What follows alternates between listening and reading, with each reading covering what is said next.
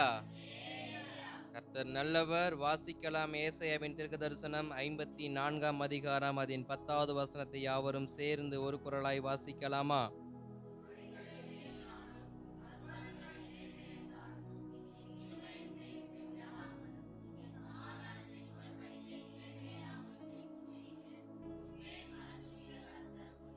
ஆமென். அல்லேலூயா. ஆமென். இந்த வார்த்தைய நாம் வாசிக்கிறப்ப நமக்கு நம்மை அறியாத ஒரு ஆறுதல் நமக்கு கிடைக்கும். நம்மை அறியாத ஒரு ஆறுதல், நம்முடைய இருதயத்துல ஒரு சமாதானம் நமக்கு உண்டாகும். காரணம் என்னவென்றால், யார் விலகினாலும் நான் விலக மாட்டேன். யார் கைவிட்டாலும் நான் கைவிட மாட்டேன். யார் உதவி செய்யாமல் போனாலும் நான் உதவி செய்வேன். யார் உனக்கு கரம் நீட்டாம இருந்தாலும் நான் உனக்கு கரம் நீட்டுவேன்.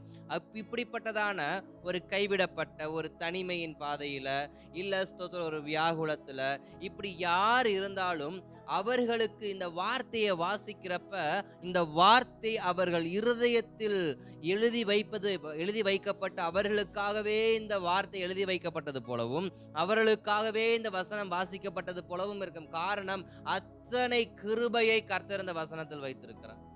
இந்த ஒரு வசனத்தில் அவர் வைத்திருக்கிற கிருபை என்னவென்றால், மலைகள் விலகினாலும் பர்வதங்கள் நிலை பெயர்ந்தாலும் என் கிருபை உனக்கு போதும், என் சமாதானத்தின் உடன்படிக்கை உனக்கு போதும், என்னுடைய சகாயம் உனக்கு போதும், நான் உனக்கு போதுமானவராக இருக்கிறேன்னு சகல தன்னுடைய அன்பையும் இந்த ஒரு இடத்துல தேவன் வெளிப்படுத்தி இருப்பார்னா, இந்த வசனத்தை அதை நம்ம எடுத்து பார்க்கலாம்.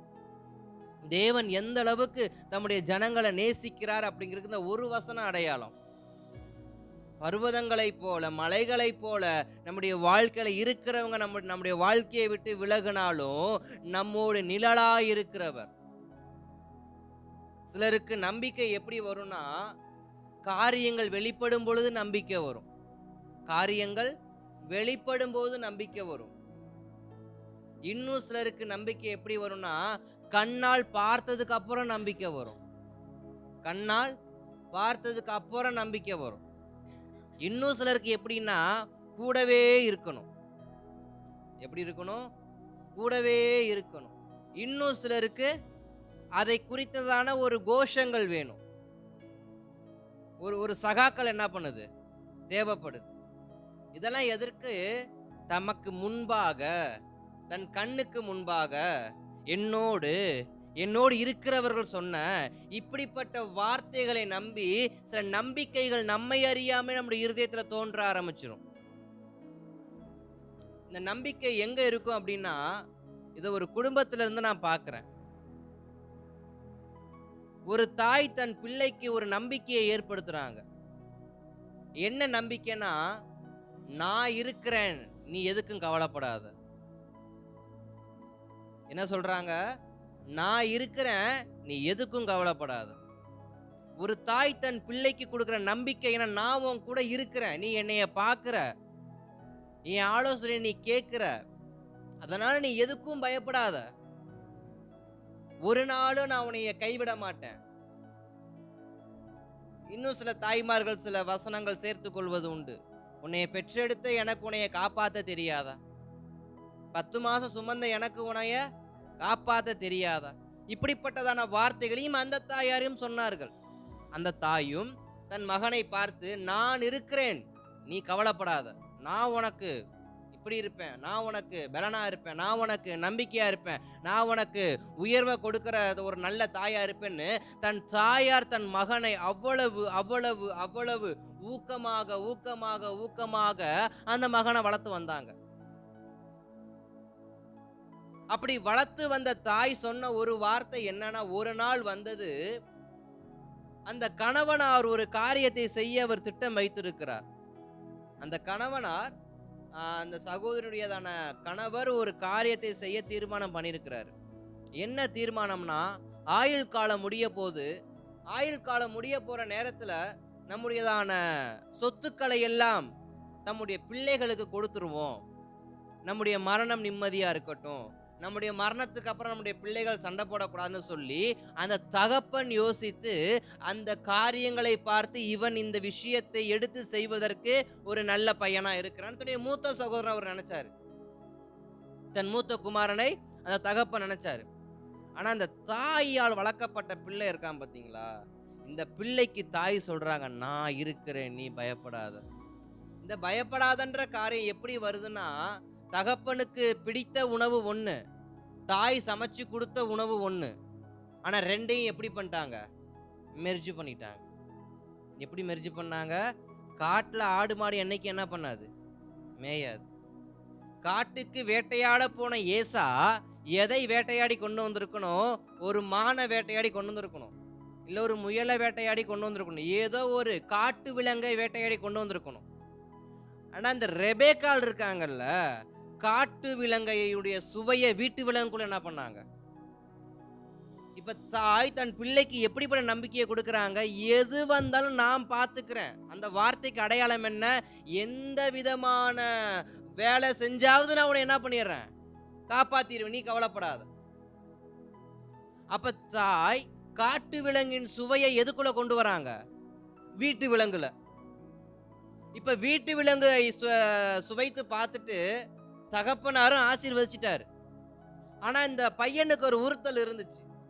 ஏம்மா நீ இவ்வளவு சொல்ற, நான் பாத்துக்கிறேன் நான் பாத்துக்கிறேன் நான் பாத்துக்கிறேன்ற, கண்டுபிடிச்சிட்டா நாளா மாட்டுவேன் நீயா மாட்டுவ அப்படின்னு.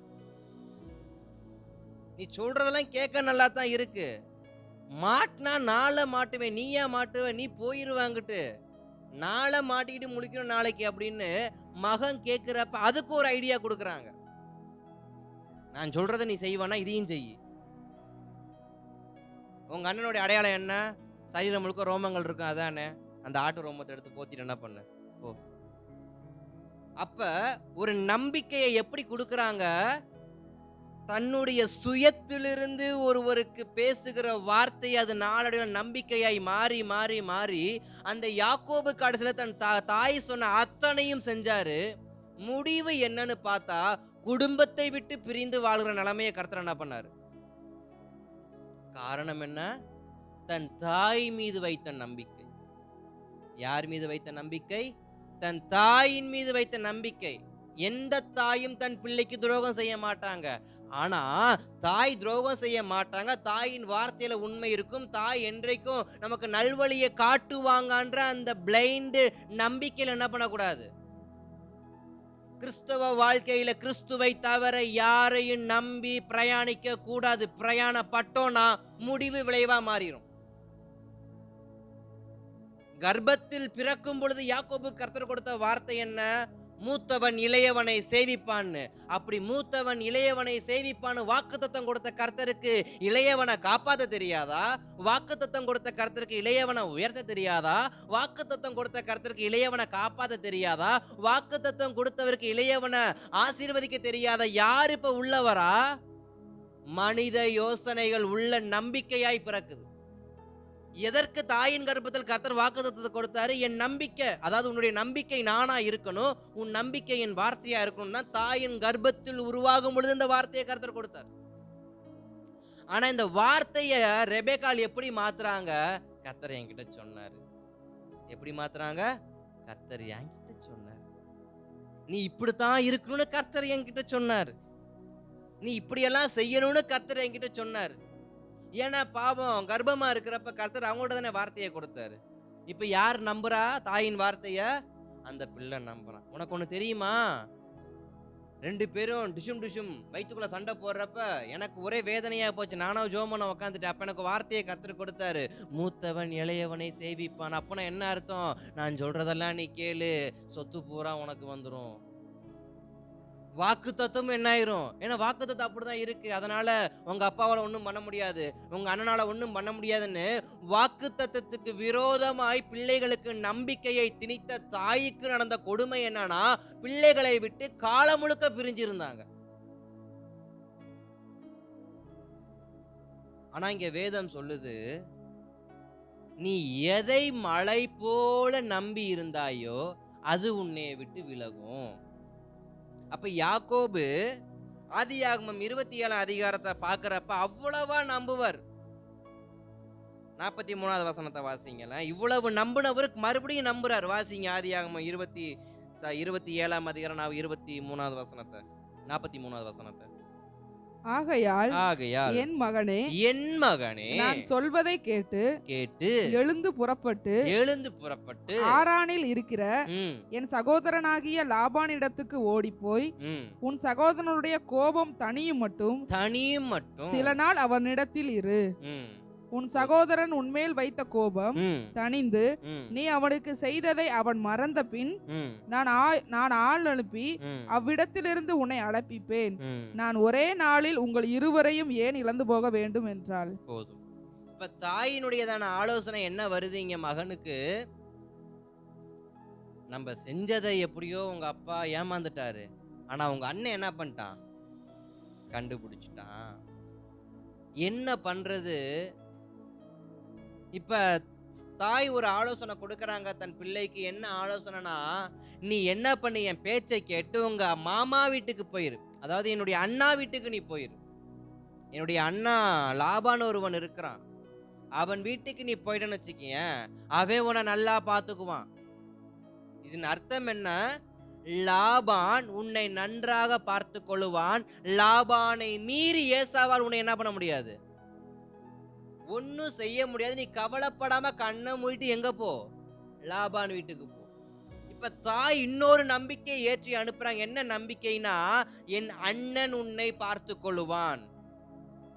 என் கூட பிறந்த என்னுடைய அண்ணன், ஒரு தாய் வயிற்றில் பிறந்த நாங்கள், எனக்கு பிறந்த உன்னை, என்னோடு பிறந்த என் அண்ணன் என்ன பண்ணுவான்? நல்லா பார்த்துக்குவான். ஏன்னா என் ரத்தம்ல, என்னுடைய ரத்தம் எப்படி விட்டு கொடுத்துரும்? அது உறுதியா உன்னைய காப்பாத்தும். நீ போ. இப்ப எங்க அனுப்புறாங்க? லாபானுக்கு. லாபான் வீட்டுக்கு யாரு போறா? யாக்கோபு போறா. இப்ப யாக்கோபுடைய நம்பிக்கை எப்படிப்பட்ட நம்பிக்கையா இருக்கு? இந்த பக்கம் வந்தா அம்மா பாத்துக்கும், இந்த பக்கம் வந்தா மாமா பாத்துக்குவாரு, நமக்கு ஒரு பிரச்சனையும் இல்லைன்னு இவன் தைரியமா எங்க போறாப்ல? மாமா வீட்டுக்கு போறாரு. ஆனா இதுக்கு இடையில ஒருத்தர் குறுக்க வந்தார். இதுக்கு இடையில அம்மாவுக்கும் மாமாவுக்கும் இடையில் ஒருவர் வந்தார். அவர் ஒரு வார்த்தையை சொல்லிட்டு போனார். வாசிங்க அதே 28ஆம் அதிகாரத்துல 14-15 வசனத்தை வாசிங்களேன். உன் சந்ததி பூமியின் தூளை போல் இருக்கும். ம், நீ மேற்கேயும் கிழக்கேயும் ம், வடக்கேயும் தெற்கேயும் பரம்புவாய். உனக்குள்ளும் உன் சந்ததிக்குள்ளும் பூமியின் வம்சங்கள் எல்லாம் ஆசீர்வதிக்கப்படும். ம், நான் உன்னோடே இருந்து ம், நீ போகிற இடத்திலெல்லாம் உன்னை ம். காத்து இந்த தேசத்துக்கு உன்னை திரும்பி வர பண்ணுவேன். ம்.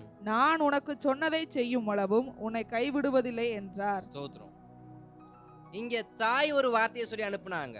நான் வர சொல்ற வரைக்கும் நீ என்ன பண்ணக்கூடாது? வரக்கூடாது.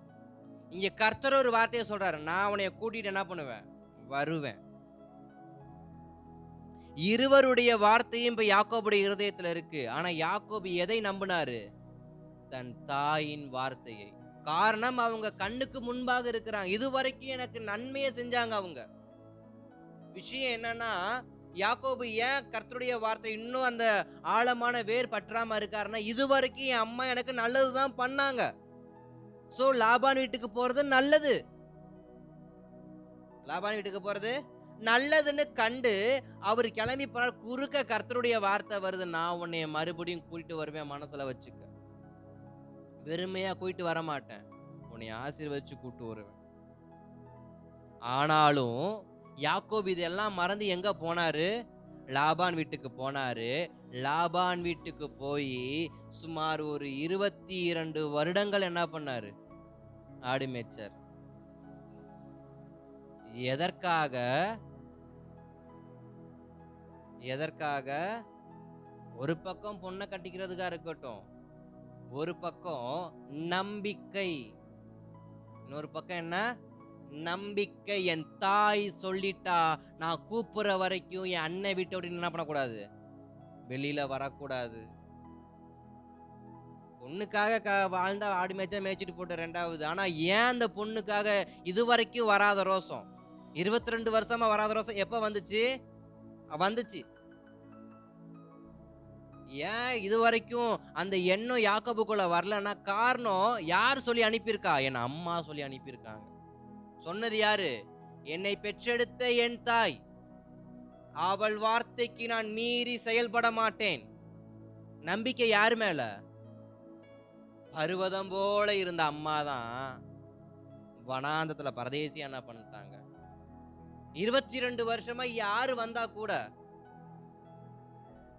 தகப்பனா, தாயா, மாமனா, யாரு வந்தா 22 வருஷங்கள் வனாந்திர பாதையில் கர்த்தரை தவிர ஒருவரும் அவனோடு கூட உண்மையா இருந்ததில்ல. அவன் நம்பிக்கை வைக்கிறதுக்கு ஒருத்தரும் உண்மையா இல்ல. யாக்கோபு தாயின் மேல் நம்பிக்கை வைக்க தாய் அந்த நம்பிக்கையை இழந்துட்டாங்க. லாபா நம்பிக்கையை இழந்துட்டான். ராயல் நம்பிக்கையை இழந்துட்டா. ஏசா நம்பிக்கையை இழந்துட்டான். தன் அப்பா மேல நம்பிக்கை, தன்னை சுற்றி இருக்கிற நான் நம்பின அத்தனை பேருடைய நம்பிக்கையும் இப்ப யார் இழந்து நிக்கிறா? யாக்கோபு. ஆனா யாருடைய நம்பிக்கை அவன் இழக்காம இருக்கிறான்? கர்த்தருடைய நம்பிக்கைய. சரி, அம்மா கைவிட்டாங்க, இருந்துட்டு போட்டோம். மாமனார் ஏமாத்திட்டாரு, இருந்துட்டு போட்டோம். நேசித்த காதலியாவது காப்பாத்தணுமா இல்லையா? அப்ப எல்லாரும் பிளான் பண்ணி யாருடைய நம்பிக்கையை ஏமாத்துறா? யாக்கோபுடைய நம்பிக்கை. அதனாலதான் வேதம் சொல்லுகிறது, மனுஷனை நம்புவதை பார்க்கிலும், அது காதலனா இருக்கட்டும், காதலியா இருக்கட்டும், தகப்பனா இருக்கட்டும், தாயா இருக்கட்டும், ஒரு தாய் வயிற்றில் பிறந்த சகோதர சகோதரியா கூட இருக்கட்டும், மனுஷன் பேரில் நம்பிக்கை வைப்பது விருது, அவன் எம்மாத்திரம். யாக்கோபு நம்புனா, முழுக்க முழுக்க நம்புனார். அம்மா வீட்டுல இருக்கிறப்ப அம்மாவை நம்பினாரு, மாமனார் வீட்டுல இருக்கிறப்ப மாமனாரை நம்பினாரு, கல்யாணத்துக்கு அப்புறம் மனைவியை நம்பினார், எல்லாத்தையும் நம்பினார். என்ன கிடைச்சது? இழப்புகள், தனிமை. அப்ப மலைகளும் பர்வதங்களும் யாக்கோபின் வாழ்க்கையை விட்டு விலகிறப்ப இன்னொருவர் இடையில வந்தாரு பாத்தீங்களா? அவர் இப்பவும் சொல்றாரு, யாக்கோபே நான் உன்னைய பெரிய ஜாதியா மாத்துறேன், யாக்கோபே நான் உன்னை ஆசீர்வதிக்கிறேன், நீ இஸ்ரவேலன் என்று அழைக்கப்படுவாய் என்று யாரு சொன்னது? எந்த வனாந்திரத்துல வார்த்தையை சொன்னாரோ அதே தேவன் தான் இப்பவும் பேசுறாரு, நான் உன் கூட தான் இருக்கிறேன், நீ மறந்துட்ட. உனக்கு நம்பிக்கையா நான் இருக்கிறேன், உனக்கு பர்வதமா நான் இருக்கிறேன், உனக்கு மலையை போல நான் கூட இருக்கிறேன், நீ என்னைய விட்டு அவங்கள நம்புற. தேவ வார்த்தையை விட தாயின் வார்த்தை இப்ப யாருக்கு முக்கியமாயி போச்சு? அநேகருடைய நம்பிக்கை இப்படித்தான். அநேகருடைய நம்பிக்கை இப்படித்தான். என் தாயை விட எனக்கு நல்ல புத்தி சொல்ல யாருக்கு தைரியம் இருக்குன்னு நம்மள அநேகர் சொல்லி இருக்கிறோம். ஏன்னா நம்மை பெற்றெடுத்தவங்க என்னைக்கு நமக்கு துரோகம் பண்ண மாட்டாங்கன்னு ஒரு நம்பிக்கை. ஆனா வேதம் சொல்லுது, அதுவும் பொய், அதுவும் பொய். எந்த மனுஷனும் மாயையே, எந்த மனுஷனும் மாயையே. வானத்துக்கு கீழே சூரியனுக்கு, சாரி, வானத்துக்கு கீழே பூமிக்கு மேல எல்லாமே மாய. சூரியனுக்கிலும் சந்திரனுக்கிலும் எல்லாம் மாயே இருக்கப்ப நம்புறதுக்கு யாரு? படைத்தவரை தவிர நம்புறதுக்கு ஒருத்தருமே கிடையாது. படைத்தவரை தவிர நம்புறதுக்கு ஒருத்தரும் கிடையாது. அதனாலதான் இஸ்ரவேல் ஜனங்களை பார்த்து கர்த்தருடைய வார்த்தை வருது. இஸ்ரவேல் ஜனங்கள், அதாவது யாக்கோபின் சந்ததியாகி இஸ்ரவேல் ஜனங்கள் கர்த்தருடைய வார்த்தை வருது, அன்றைக்கும் நீ இப்படித்தான் நம்பி ஏமாந்த, இன்னைக்கும் நீ இப்படித்தான் நம்பி ஏமாறுற. அன்றைக்கும் தகப்பனுக்கு சொன்னதை இன்னைக்கு நான் உனக்கு சொல்றேன், நான் உன்னை விட்டு விலக மாட்டேன், உன்னை கைவிட மாட்டேன், என் கிருபையை நான் உனக்கு தரேன், நீ நம்புவனா நான் உன்னை மறுபடியும் பெரிய ஜாதியா என்ன பண்ணுவேன். என்றைக்கு உன் தகப்பன் யாக்கோபு நம்பி திரும்பினாரோ அன்றைக்கு அவன் ஆசீர்வதிச்சேன், நீ திரும்புவனவனை நானும் ஆசீர்வதிக்கிறேன். ஏன்னா யாக்கோபுக்கு அதானே சொன்னாரு, யாக்கோபு தானே இஸ்ரவேலினுடைய தகப்பனா இருக்கிறாரு. முற்பிதாக்கள்ல ஒருவர் யாரு? யாக்கோபு இருக்கிறார்ல. அன்றா கர்த்தருடைய வார்த்தை வருது, அவர்கள் செய்த தவறு நீ இன்றைக்கும் செய்யற. நம்முடைய வாழ்க்கையில நாம அடிக்கடி நம்பினவர்களையே நம்பி நம்பி ஏமாந்துகிட்டு இருக்கிறோம். நம்பினவர்களை அவர்கள் வேஷம் போடுவதை நம்ம நம்புறோம். அவங்களுடைய வேஷத்தை நம்ம என்ன பண்றோம்? நம்புறோம். நம்ம நம்புறோம்னு தெரிஞ்சே நம்மள நல்லா ஏமாத்துறாங்க. அதனாலதான் இஸ்ரவேலுக்கு கர்த்தருடைய வார்த்தை வருது, மறுபடியும் மலையையும் பருவத்தையும் நம்பி போகாத, மறுபடியும் மலையையும் பருவத்தையும் நம்பி போகாது. எனக்கு என் மாமா இருக்காரு, எனக்கு எங்க அப்பா இருக்காரு, எனக்கு எங்க அம்மா இருக்காங்க, எனக்கு எங்க அண்ணன் இருக்கான், எனக்கு அவன் இருக்கான், இவன் இருக்கான், மறுபடியும் நம்பி என்ன பண்ணாத, போயிடாத. உனக்கு பர்வதமா நான் இருக்கேன். உனக்கு ஒத்தாசை வரும் பர்வதமா நான் இருக்கிறேன். நீ எப்போது வந்தடையத்தக்க கண் மலையாய் நான் இருக்கிறேன். எப்போது வந்தடையத்தக்க கண் மலையாய் நான் இருக்கிறேன். உன்னைய எப்பொழுதும் பாதுகாத்து பராமரிக்கிற ஒத்தாசை அனுப்புற பர்வதமா நான் இருக்கிறேன். இந்த பர்வதத்தை விட்டுவிட்டு, இந்த மலையை விட்டுவிட்டு நீ வேறே பர்வதங்களை, வேறே மலையை தேடி போவாயானால் உன் வாழ்க்கை எப்படி சந்தோஷமாய் இருக்கும்?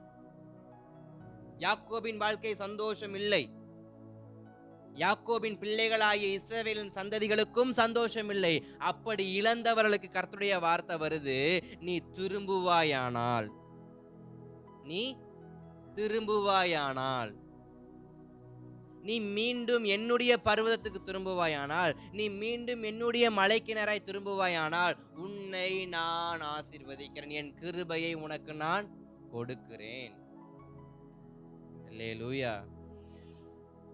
இப்ப நம்முடைய வாழ்க்கையில நமக்கு ஒரு டேர்னிங் பாயிண்ட் என்ன பண்ணுது? ஒரு திருப்பு முனை என்ன பண்ணுது? தேவைப்படுகிறது. 6 மாதங்கள் நம்முடைய நம்பிக்கை ஒரு புறம் இருந்துச்சு. இதுவரைக்கும் உங்க நம்பிக்கைய நீங்க கொஞ்சம் ஒரு டைம் யோசிச்சு பாருங்க. ஜனவரி மாதம் எதை நம்புனீங்க? பிப்ரவரி மாதம் எதை நம்புனீங்க? போன ஜூன் மாதம் எதை நம்புனீங்க? நடந்துச்சா? நம்பி பேசியிருப்பீங்க, நடந்துச்சா? நம்பி சொல்லியிருப்பீங்க, நடந்துச்சா? நம்பி கைய நீட்டிருப்பீங்க, நடந்துச்சா? நம்பி இறங்கி இருப்பீங்க, காப்பாத்துனாங்களா?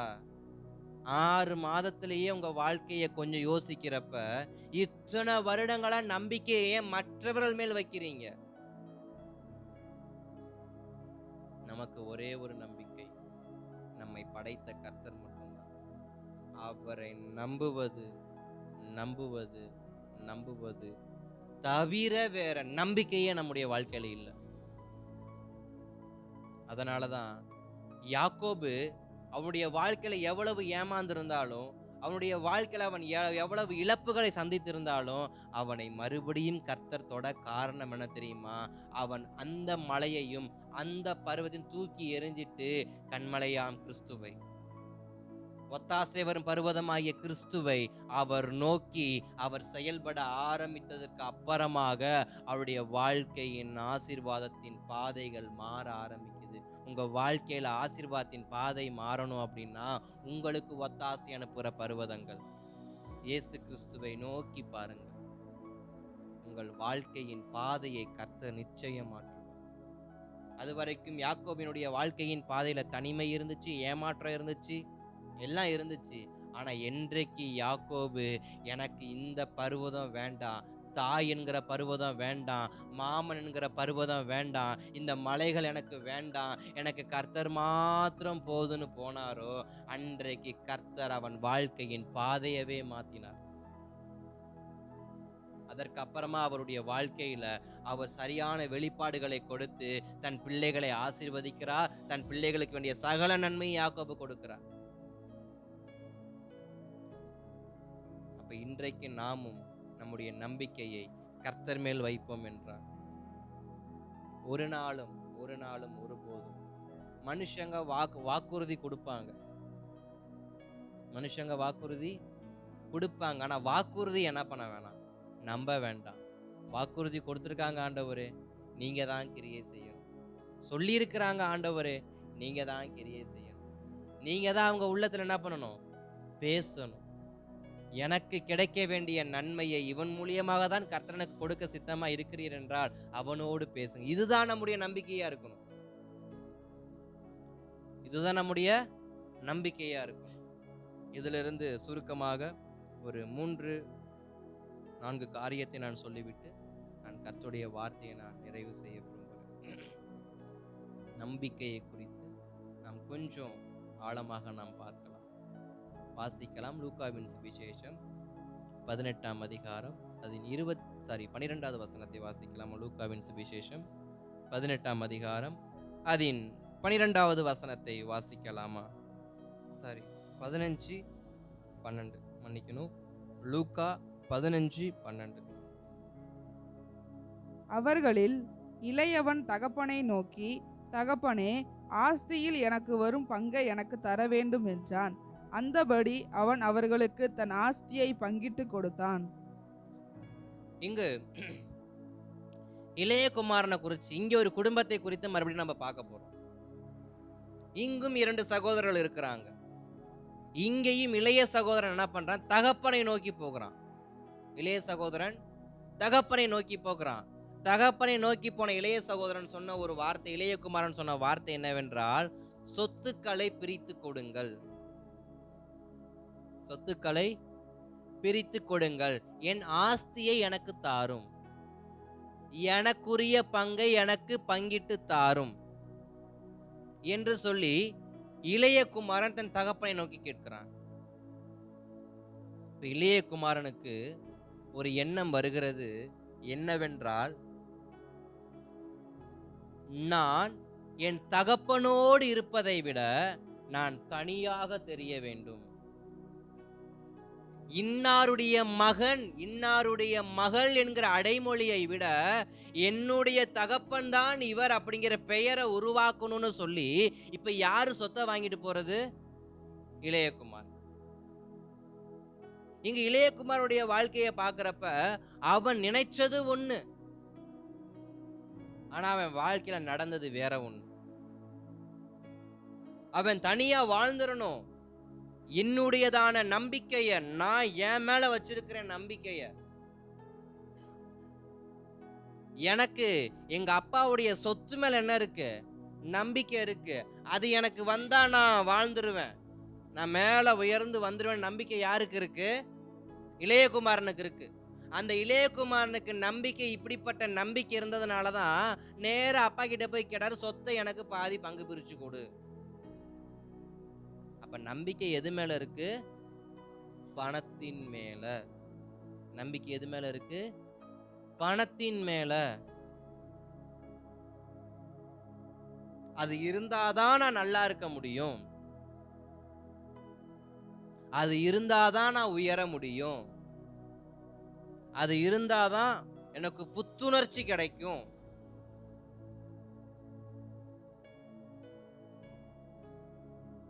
அப்படின்னு சொல்லி யாரு கேட்கிறது? இளையகுமாரன். இளையகுமாரன் கேட்கிறான், அப்பா அப்பா நீ கொடுத்துரு, இதுக்கப்புறம் நான் உன் கூட இருந்து நான் பார்த்துக்க, எனக்கு என்னை பார்த்துக்க தெரியும். காரணம், கையில என்கிட்ட என்ன இருக்கு? பணம் இருக்கு. அநேகருடைய வாயிலிருந்து இந்த வார்த்தை வர காரணமே பணம் தான். எனக்கு என்னைய பார்த்துக்க தெரியும், உன் வேலைய பார்த்துட்டு. காரணம் என்ன? என் பாக்கெட்ல துட்டு இருக்கு, ஓய் என்னால பார்த்துக்க முடியும், எனக்கு சேவிங்ஸ் இருக்கு, அக்கௌண்ட சுரண்டி பார்த்தா உள்ள ₹1,00,000 என்ன பண்ணுது? இருக்கு, எனக்கு தெரியும், பார்த்துட்டு போயா. நம்பிக்கை எது மேல? பணத்தின் மேல. உழைப்பின் மீது நம்பிக்கை இல்ல, ஜெபத்துல நம்பிக்கை இல்ல. எதுல நம்பிக்கை இருக்கு? பணத்துல. இப்ப இளையகுமாரன், எனக்கு வேண்டியதான ஒரு 45% ஷேர் எனக்கு கிடைச்சிருச்சு, ஒரு 45 கோடின்னு வச்சுக்குவோமே, காசா பணமா, எனக்கு ஒரு 45 கோடி எங்க அப்பா எனக்கு கொடுத்துட்டாரு, நான் பெரிய ஆளா என்ன பண்ணிடுவேன்? வந்துருவேன். பெரிய ஆளா என்ன பண்ணிடுவேன்? நேரா போறேன், அந்த இடத்த எடுக்கிறேன், அங்க ஒரு காம்ப்ளெக்ஸை கட்டுறேன், அங்க ஒரு கம்பெனியை கட்டுறேன், டக்கு டக்குன்னு என்ன பண்றேன்? மேல வந்துருவேன்னு இந்த பணத்தை எடுத்துட்டு போனவனுக்கு இடையில ஒரு வார்த்தை வருது. என்ன வார்த்தைன்னா, 45 கோடிக்குமா நீ பில்டிங் கட்ட போற?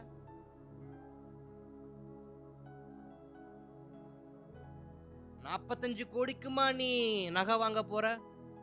45 கோடிக்குமா நீ இந்த பிசினஸ் பண்ண போற? அப்படின்னு ஒரு சின்ன ஸ்பார்க் வந்துச்சு, என்னமோ தெரியல.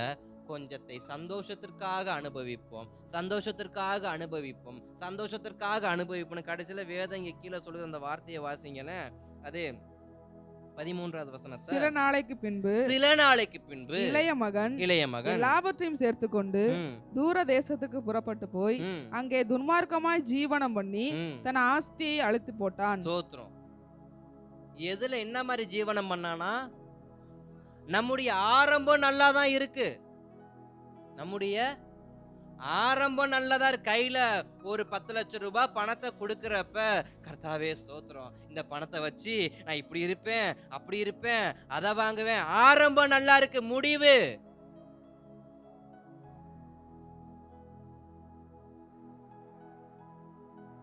நல்லா தானே ஆரம்பிச்சோம், நல்லா தானே போயிட்டு இருக்கு, நல்லா தானே போயிட்டு இருக்கு. அப்ப இடையில ஏன் வேற மாதிரி போச்சு? இருக்கிறதெல்லாம் அழிஞ்சு போக காரணம் என்ன? நம்பி வாங்கணும், கடனை நம்பி வாங்கணும். எனக்கு ஒரு 1 லட்சம் ரூபாய் இருந்துச்சுன்னா, இல்ல ஒரு 10 லட்சம் ரூபாய் இருந்துச்சுன்னா, இதெல்லாம் நான் செட்டில் பண்ணிட்டு நான் நிம்மதியா என்ன பண்ணுவேன்? வாழுவேன்னு ஜெபம் பண்ணணும். நம்முடைய ஜெபத்தை கேட்டு கர்த்தர் டபால்னு நம்ம கையில ஒரு 10 லட்சம் ரூபாயை கொடுத்தார். அதோடைய முடிவு என்ன? இளையகுமாரனுடைய முடிவு வருது, அவன் அம்புட்டு என்ன பண்ணிட்டான்? அழித்து போட்டான். துன்மார்க்கமாய் ஜீவனம் பண்ணி அழித்து போட்டான்.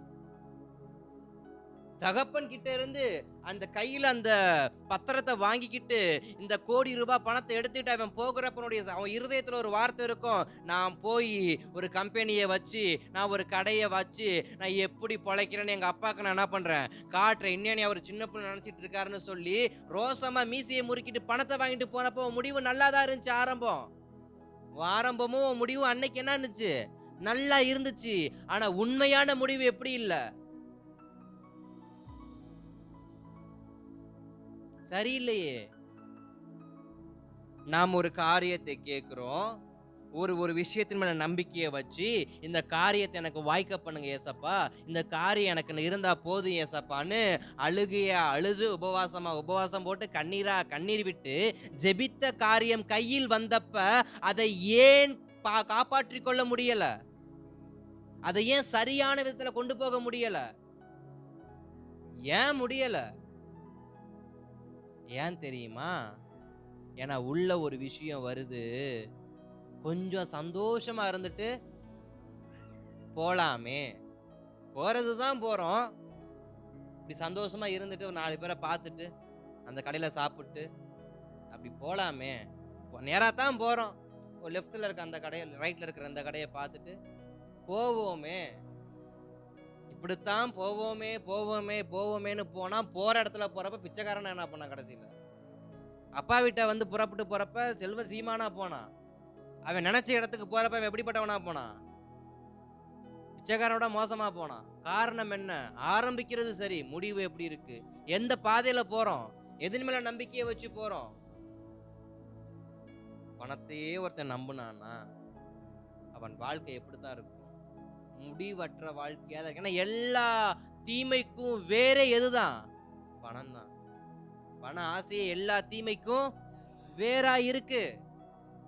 பணம் வந்துட்டா கையில பிடிக்க முடியல. சில துறைங்கள சில அம்முனிங்களையும் என்ன பண்ண முடிய மாட்டேங்குது, பிடிக்க முடிய மாட்டேங்குது. 10ஆம் தேதி ஆனா பிடிக்க முடிய மாட்டேங்குது, மாச கடைசியானா அப்படிங்கிறது பிடிக்க முடியறது இல்ல.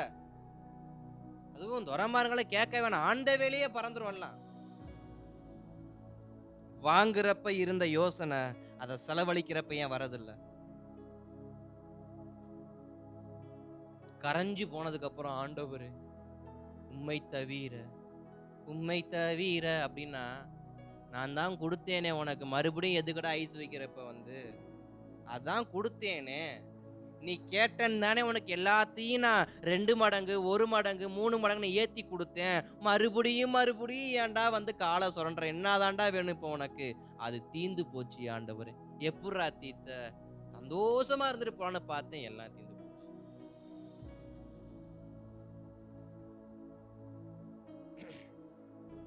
அல்லேலூயா. அப்ப இளையகுமாரோடைய நோக்கம் முழுக்க எதுலதான் இருக்கு? பணத்தின் மேல். பணம் இருந்தா நான் நல்லா இருப்பேன். தகப்பனோடு இருக்கிற உறவு எது கெடுக்குது? இப்ப வந்து பணம் கெடுக்குது. ஏசப்பாவோட இருக்கிற உறவை வந்து எது கெடுக்குது? நம்மள பணம் தான் கெடுக்குது. ஏசப்பாவுக்கும் நமக்கும் நல்ல உறவு இருந்துச்சு, நல்ல அண்டர்ஸ்டாண்டிங்ல தான் போயிட்டு இருந்தோம். திடீர்னு ஒரு மரத்துல இருந்து ஒரு சத்தம் வந்துச்சு, அது பேச்சு கேட்க ஆரம்பிச்சிருந்து புத்தி வேற மாதிரி போச்சு, வாழ்க்கை வேற மாதிரி போச்சு, சந்தோஷம் போச்சு, சமாதானம் போச்சு, எல்லாம் போச்சு. ஏன்னா ஆதாமையும் ஏவாளையும் கர்த்தர் வச்சப்ப சிஸ்டர் பிள்ளை எப்படிங்க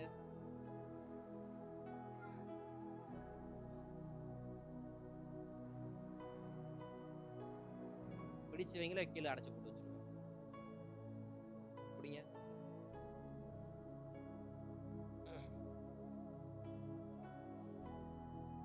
ஸ்தோத்திரம். ஏன்னா ஆதாமுக்கும் ஏவாளுக்கும் கர்த்தர் ஒரு நல்ல வாழ்க்கையை தான் கொடுத்தார். ஆமாவா இல்லை? ஆரம்பம் எப்படி இருந்துச்சு ஆதாமுக்கும் ஏவாளுக்கும்? அவ்வளவு நம்ம கூட அப்படிப்பட்ட ஆரம்பம் கிடைக்காதுங்க. இன்னைக்கு திருமணமான எத்தனையோ ஜோடிகள் இருக்கு, நம்முடைய ஆரம்பம் எப்படி இருந்துச்சு நமக்கு தான் தெரியும். சரி, இருந்துட்டு போட்டோம். ஆனா ஆதாமுக்கும் ஏவாளுக்கும் ஆரம்பம் சும்மா அமர்க்களமா இருந்துச்சு. ஒரு குளிர்ச்சியான ஒரு சிச்சுவேஷன், கண் கண் கண் பார்க்கிற இடமெல்லாம் ஒரே பசுமை, நல்ல ஒரு லக்ஸுரியான வாழ்க்கை. யாருக்கு கிடைக்கும்? புதுமண தம்பதிகள்ல பாதி பேருக்கு கிடைக்கிறதே கிடையாது. அப்படி ஒரு வாழ்க்கையை ஆதாமுக்கு ஏவாளுக்கும் கர்த்தர் கொடுத்தார். நல்லாதான் போயிட்டு இருந்துச்சு ஆரம்பத்துல. ஆனா முடிவு எல்லாமே கர்த்தர் நன்மைக்காக நம்ம கொடுத்திருக்க, அந்த ஏவாளுடைய காதுகள்ல ஒரு சத்தம் கேட்டுச்சு. அநேகருடைய வாழ்க்கையில ஒரு சத்தம் என்ன பண்ணும்?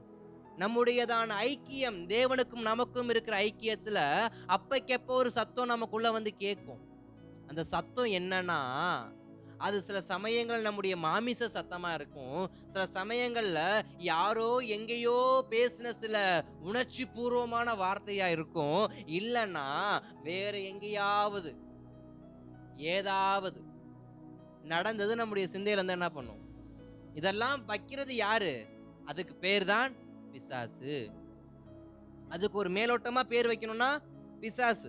பிசாசுக்கு அதனுடைய குட்டிகளுடைய பேர்லாம் எடுத்து பார்த்தோம்னா அதுல மாம்சத்தின் கிரியை ஒண்ணு, அதுல ஜீவனத்தின் பெருமை ஒண்ணு உண்டு, சிந்தையில பரிசுத்தம் இல்லாத காரணம் ஒண்ணு உண்டு, ஆவி அடக்காதது ஒரு காரியம் உண்டு, இச்சை அடக்காத ஒரு காரியம் உண்டுன்னு அந்த பிசாசு போட்ட குட்டிங்க ஏகப்பட்டது கிடக்கு.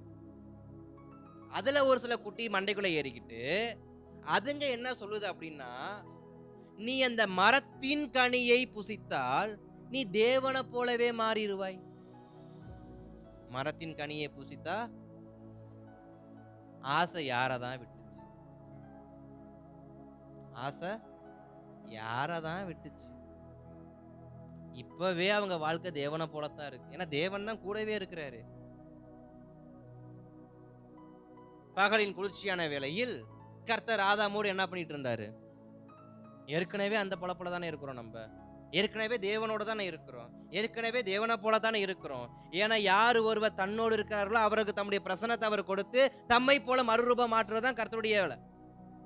ஏன்னா பேதுருவை பார்த்து கேட்டப்ப அவர் என்ன சொன்னாங்க? அந்த வேலைக்காரமெல்லாம் சொன்னாங்க, நீ இயேசுவை போலவே இருக்கியே, நீ அவரை போலவே பேசுறியே.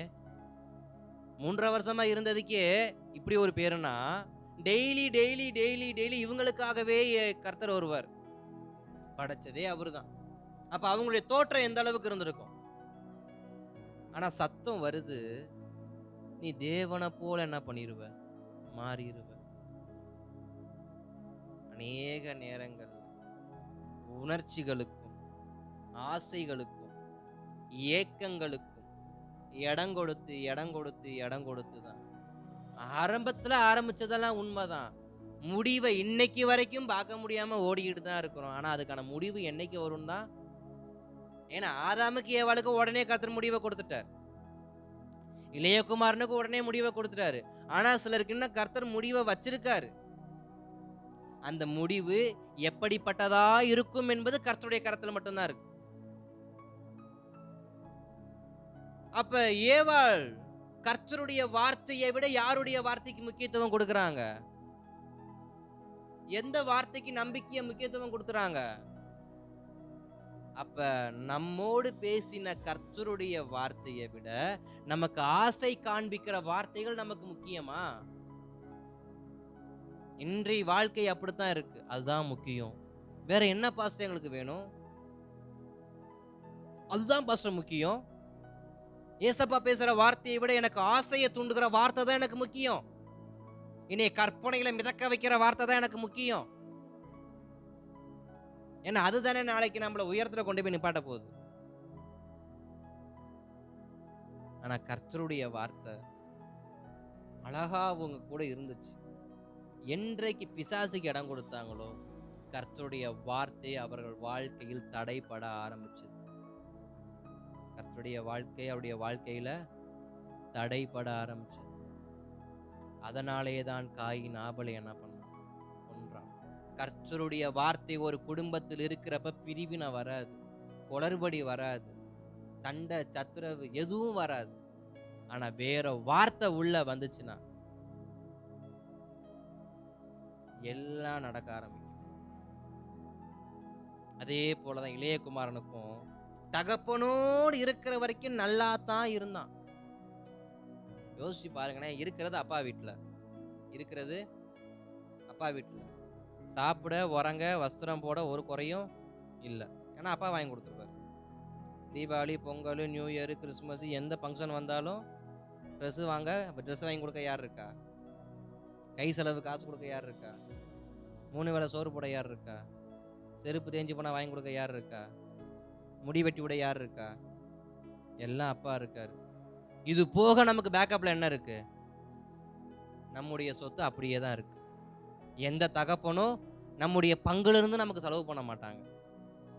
எந்த தகப்பனும் நமக்கு பிரிச்சு கொடுக்க போற பங்குல இருந்து இவனுக்கு நான் 50% ஒதுக்கி இருக்கிறேன், அந்த 50% இருந்து தான் அவன் பிறப்புல இருந்து அவன் இறப்பு வரைக்கும் நான் செலவு பண்ணிக்கிட்ட கிடையாது. தகப்பன் செய்கிற செலவு வேற, நமக்கான சொத்து வேற, நம்முடைய ஆஸ்தி வேற. இந்த இளையகுமாரன் இருக்கிற மாதிரியே இருந்திருந்தானா சோறு கிடைச்சிருக்கும், ட்ரெஸ் கிடைச்சிருக்கும், செருப்பு கிடைச்சிருக்கும், முடிவெட்ட காசு கிடைச்சிருக்கும், வெளியில ஊர் சுத்த காசு கிடைச்சிருக்கும், ஃப்ரெண்ட்ஸ் வீட்டுக்கு எல்லாத்துக்கும் காசு கிடைச்சிருக்கும். ஆனா இவன் ஐக்கியத்தை பிரிச்சுட்டு எங்கேயோ போற மாதிரி சொத்தை வாங்கிட்டு போயிட்டான். இப்ப இவன் ஒருவேளை சாப்பாடுன்னு யார் காசுல தான் சாப்பிடணும்? அவன் காசுல தான் இப்ப சாப்பிடணும். அவன் கையில கொடுத்ததான அந்த பணம் மூட்டையில இருந்து ஒரு வெள்ளி பணமோ ஒரு தங்க பணமோ எதையோ ஒன்று கொடுத்துதான் ஒரு டம்ளர் தண்ணி வாங்கி குடிக்கணும். இல்ல நம்மள மாதிரி அதிகமா டீ குடிக்கிற ஆளா இருந்தாக்க என்னதான் பண்ண? டெய்லி டீ குடிக்க காசு கொடுத்துக்கிட்டே இருக்கணும். ஆனா அப்பா வீட்டில் இருக்கிற வரைக்கும் மாடு நிக்குது, பால் கறக்கலாம், திக்கான டீ குடிக்கலாம். ஐக்கியத்தை விட்டு வெளியே வந்தாச்சு, எல்லாம் போச்சு. காரணம் என்ன? உன்கிட்ட பணம் இருந்தா நீ நல்லவனா இருப்ப, உங்க அப்பாவை விட நீ 2 மடங்கு உயர்வா வந்துருவ. இப்படிப்பட்ட வார்த்தையை தான் ஆதாமுக்கும் ஏவாளுக்கும் அன்னைக்கு பிசாசு கொடுத்தான். அதே வார்த்தையை தான் இந்த குடும்பத்திலையும் கொடுத்தான். இந்த குடும்பத்திலையும் அப்படிப்பட்ட வார்த்தையை தான் அநேக நேரத்துல கேட்டு கேட்டு கேட்டு கேட்டு கேட்டு ஆரம்பத்தில் இருந்த ஆசைகள் முடிவில் வராமல் போக காரணம், இடையில் இப்படிப்பட்டதான ஆசைகளுக்கு இடம் கொடுத்து, இச்சைகளுக்கு இடம் கொடுத்து, துணிகரங்களுக்கு இடம் கொடுத்து, ஆவியை அடக்க முடியாம, மாமிசத்தை அடக்க முடியாம செயல்பட்டு செயல்பட்டு செயல்பட்டு தான் ஆவியில ஆரம்பிச்ச பாதி பேர் இன்னைக்கு மாம்சத்துல முடிவுல வந்து நிக்கிறாங்க. நம்முடைய ஆரம்பம் ஆவியா இருந்தா முடிவும் ஆவியா இருக்கணும். ஆவியில ஆரம்பிச்சு மாம்சத்துல முடிக்கிறான்னா அது வாழ்க்கை கெட்ட வாழ்க்கையா இருக்கும். அது வாழ்க்கை சரியான ஒரு ஒரு வேண்டாம், அப்படிப்பட்ட ஒரு கேவலமான வாழ்க்கையை அவங்க என்ன பண்ணிருக்கிறாங்க? கர்த்தருக்குள் வாழ்ந்திருக்கிறாங்கன்னு அர்த்தம். ஏன்னா வேதமும் அதை தான் விரும்புது. அவனுடைய ஆரம்பத்தை பார்க்கணும், அவனுடைய முடிவு அவன் எப்படிப்பட்டதா இருக்கணும்? நல்லதா இருக்கணும். முடிவு கெட்டதா இருந்தா அவன் வாழ்க்கையே கெட்டதாய் மாறி விடுகிறது. இளையகுமாரனுடைய முடிவு எப்படி இருந்துச்சு? இழந்துட்டான். ஆதாமியுடைய முடிவு என்ன இருந்துச்சு? ஏதேன் தோட்டத்தை இழந்துட்டாங்க. இழந்ததுக்கு அப்புறம் அவங்க வாழ்க்கையில திரும்பி வர்றது ரெண்டாவது. இழந்தது தானே. இன்றைக்கு வரைக்கும் ஏதேன் எங்க இருக்குன்னு யாருக்காவது தெரியுமா? தெரியாது. அதுக்கப்புறம் ஆதாம் ஏவாள் ஏதேனுக்கு போனாங்களா? தெரியாது. அடைக்கப்பட்டது தான். காரணம் என்ன? என்னுடைய சிந்தையில உதித்த ஆசைகளுக்கு இடம் கொடுத்ததால. நமக்கு ஒரு நம்பிக்கையை கர்த்தர் கொடுத்திருக்காரு, அந்த நம்பிக்கையிலேயே போகணும். ஆசைப்பட்டு ஆசைப்பட்டு ஆசைப்பட்டு என்ன பண்ணக்கூடாது? போகக்கூடாது. அதனாலதான் இஸ்ரவேல் ஜனங்களை பார்த்து கர்த்தர் சொல்றாரு, நீ உன் புத்திய உனக்கு தோன்றபடியெல்லாம் என்ன பண்ண வளைச்சி வளைச்சி கொண்டு போனதுனாலதான் இன்றைக்கு நீ இழந்து உக்காந்து இருக்கிற. நீ இழப்புகள் சரி செய்யப்படணும்னா நீ என்னிடத்துக்கு திரும்பணும். நீ என்னிடத்துக்கு திரும்பணும். மீண்டும் தகப்பன் வீட்டுக்கு அவன் போனான். மறுபடியும் அவன் ஆசீர்வதிக்கப்பட்டான். மீண்டும் தகப்பன் வீட்டுக்கு எந்த குமாரன் திரும்புகிறானோ அந்த குமாரனுக்கு வேண்டிய ஆசீர்வாதத்தை அந்த தகப்பன் கொடுப்பார். நம்முடைய பரம தகப்பனை நோக்கி மறுபடியும் நான் இச்சைகளுக்கும் ஆசைகளுக்கும் வேறு எதுக்கும் இடம் கொடுக்க மாட்டேன், இனி உண்மையே நம்பி இருப்பேன். கர்த்தருக்குள் மகிழ்ச்சி இருக்கா இல்லையா? கர்த்தருக்குள் சமாதானம் இருக்கா இல்லையா? கர்த்தருக்குள் ஆறுதல் இருக்கா இல்லையா? கர்த்தருக்குள் சகலமும் இருக்கா இல்லையா? அப்புறம் ஏன் சந்தோஷத்தை தேடி வெளியில போனோம்? அப்புறம் ஏன் மகிழ்ச்சியை தேடி வெளியில போனோம்? அப்புறம் ஏன் நிம்மதியை தேடி வெளியில போனோம்? எல்லாமே கர்த்தருக்குள் இருக்க ஏன் இவைகளை தேடி வெளியில போறோம்? அதுக்கு பெயர் தான் மாம்சம். அதுக்கு பேர் தான் மாமிசம்.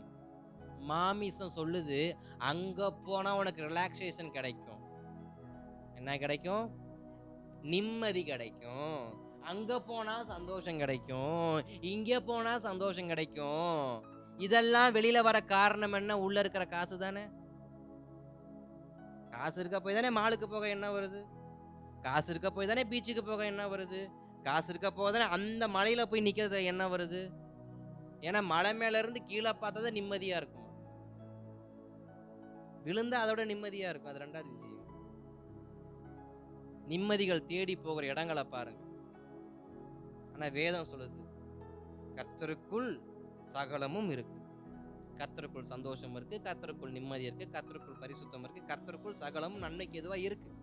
ஆனா அநேக நேரத்தை தேடி தேடி போறோம் இளையகுமாரனை போல. அப்புறம் எல்லாத்தையும் இழந்துட்டு மீண்டும் தகப்பனே உண்மையே நம்பி இருக்கிறேன், நான் வெட்கப்பட்டு போவதில்லைனா, இதெல்லாம் அநியாயமா தெரியல. அல்லேலூயா. அப்ப நம்முடைய நம்பிக்கை யார் மேலதான் இருக்கும்? நமக்கும் தகப்பனுக்கும் இருக்கிற உறவுக்குள்ளதான் இருக்குமே தவிர, உறவை பிரிக்கிற எதுவா இருந்தாலும் அதை ஒரு நாளும் ஒருபோதும் நம்ப கூடாது. அதனாலதான் அப்போஸ்தலனாகிய பவுல் சொன்னாரு, கிறிஸ்துவின் அன்பை விட்டு என்னை பிரிப்பவன் யார்? அந்த ஒரு புள்ளிக்கு அவர் கொடுக்கிற பதில் என்ன? எது வேணா வரட்டும், என் தகப்பனாகிய இயேசுவுக்கும் எனக்கும் இருக்கிற உறவை ஒரு நாளும் ஒருபோதும் ஒருத்தனும் என்ன பண்ண முடியாது, பிரிக்க முடியாது. அப்படிப்பட்ட நம்பிக்கை நமக்கு கர்த்தர் மேல் இருக்கும் என்றால், அப்படிப்பட்ட நம்பிக்கை உடையவர்களுக்கு தான் இந்த ஏசாயாவின் தீர்க்கதரிசனம் 54ஆம் அதிகாரத்தின் 10வது வசனம் சொல்லப்பட்டது போல, மலைகள் விலகினாலும் பர்வதங்கள் நிலை பெயர்ந்து போனாலும் என் கிருபை உனக்கு போதும், என் சமாதான உடன்படிக்கை உனக்கு போதும் என்று உன்மேல் மனதுருகுகிற கர்த்தர் சொல்லுகிறார். அதற்கு அடுத்தடுத்த வசனங்கள் பார்க்கிறப்ப, கடைசி வசனம் 17வது வசனம் வாசிக்கிறப்ப, உனக்கு விரோதமாய் உருவாக்கப்படும் எந்த ஆயுதமும் வாய்க்காதே போகும், உனக்கு விரோதமாய் நியாய தீர்ப்பு எழும்பும் எந்த நாவையும் நீ குற்றப்படுத்துவாய், இது கர்த்தருடைய ஊழியக்காரனின் சுதந்திரமும் என்னால் உண்டான அவருடைய நீதியுமாய் இருக்கிறது என்று கர்த்தர் சொல்லுகிறார். எதை கர்த்தர் நீதியாக பார்க்கிறார்? யார் ஒருவர் தேவ சமூகத்துக்கு நேராக திரும்புகிறார்களோ அவர்கள் வாழ்க்கையை கர்த்தர் நீதியா பார்க்கிறார். இடங்கொண்டு பெறுகிறதா இருக்கட்டும், திடமனதா இருக்கட்டும், ஆசீர்வாதமா இருக்கட்டும், எதுவா வேணா இருக்கட்டும், யாருக்கு? கர்த்தருடைய சமூகத்துக்கு திரும்புறவங்களுக்கு. அதனால யாக்கோபை போல அம்மா சொன்னாங்கன்னு அம்மா பேச்சு கேட்க கூடாது, அப்பா பேச்சு என்ன பண்ணக்கூடாது, அதுக்கு நீ கேட்கவே கூடாதுன்னு சொல்லல, அதையே வேத வாக்கா என்ன பண்ணக்கூடாது, எடுக்க கூடாது. சொல்றாங்களா, சரி ஜெபம் பண்ணுங்க, அது மேல முழு மூச்சை வச்சு உங்களுக்கான சந்தோஷத்தை இழந்துடாதீங்க. அல்லேலூயா. கர்த்தர் நல்லவர். இன்னும் திருப்பிக் கொள்ளலாம். தானியேலின் புஸ்தகம் 4ஆம் அதிகாரம் அதன் 30வது வசனத்தை வாசிக்கலாமா? தானியேல் 4:30. இது என் வல்லமையின் பராக்கிரமத்தினால் என் மகிமை பிரதாபத்திற்கென்று ராஜ்யத்துக்கு அரண்மனையாக நான் கட்டின மகா பாபிலோன் அல்லவா என்று சொன்னான். ஸ்தோத்திரம். நான் கட்டின மகா பாபிலோன் அல்லவா.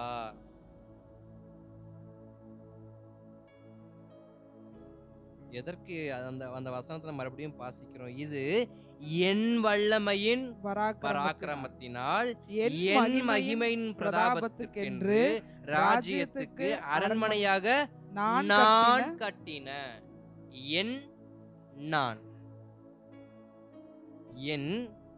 நான். அங்க ராஜா சொல்லுகிற ஒரு வார்த்தை என்ன? என்னால் உருவாக்கப்பட்டது, நான் கட்டியது. இரண்டாவது, நம்முடைய நம்பிக்கை யார் பேர்ல? நமக்கு நம்ம பேர்ல தான் நம்பிக்கை அதிகம். என்னால முடியும்,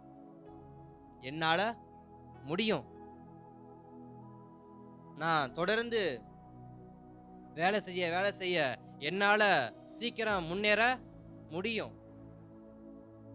இது யார் மேல வைக்கிற நம்பிக்கை? என் மீது நான் வைக்கிற நம்பிக்கை, என் மீது எனக்கு ஏற்படக்கூடிய பெருமை, என் மீது எனக்கு இருக்கிறதான ஒரு கான்பிடென்ட்னு வச்சுக்கோங்க. இந்த வார்த்தையை நீங்க அநேகர்கள் சொல்லியிருப்பீங்கன்னு நினைக்கிறேன். உன்னைய நம்பு, உன்னைய நீ நம்பு. நீயே உன்னைய நம்பலன்னா உன்னை யாரு நம்புவா? இப்படிப்பட்ட ஸ்டேட்டஸ்லாம் நான் இடையில பார்த்துருக்கேன், கேட்டிருக்கேன். ஆனா இங்க வார்த்தை சொல்லுது, உன்னையவே நீ என்ன பண்ணாத, நம்பாத. உன்னுடைய பெருமையை நீ வெளியே என்ன பண்ணாத, எடுக்காத. நான் கட்டியது எனக்கு என்னுடையதுன்னு பாபிலோன் ராஜா இங்க பேச பேச பேச கர்த்தருக்கு அப்படியே ஒரு விதமான நெருப்பு என்ன பண்ணுது, எரிய ஆரம்பிக்குது. இன்னைக்கு அநேகர் தற்பெருமை பேசி பேசி பேசி பேசியே கர்த்தருடைய கோபத்துக்கு ஆளாயிருக்கிறோம். யாருடைய கோபத்துக்கு ஆளாயிருக்கிறோம்? கர்த்தருடைய கோபத்துக்கு.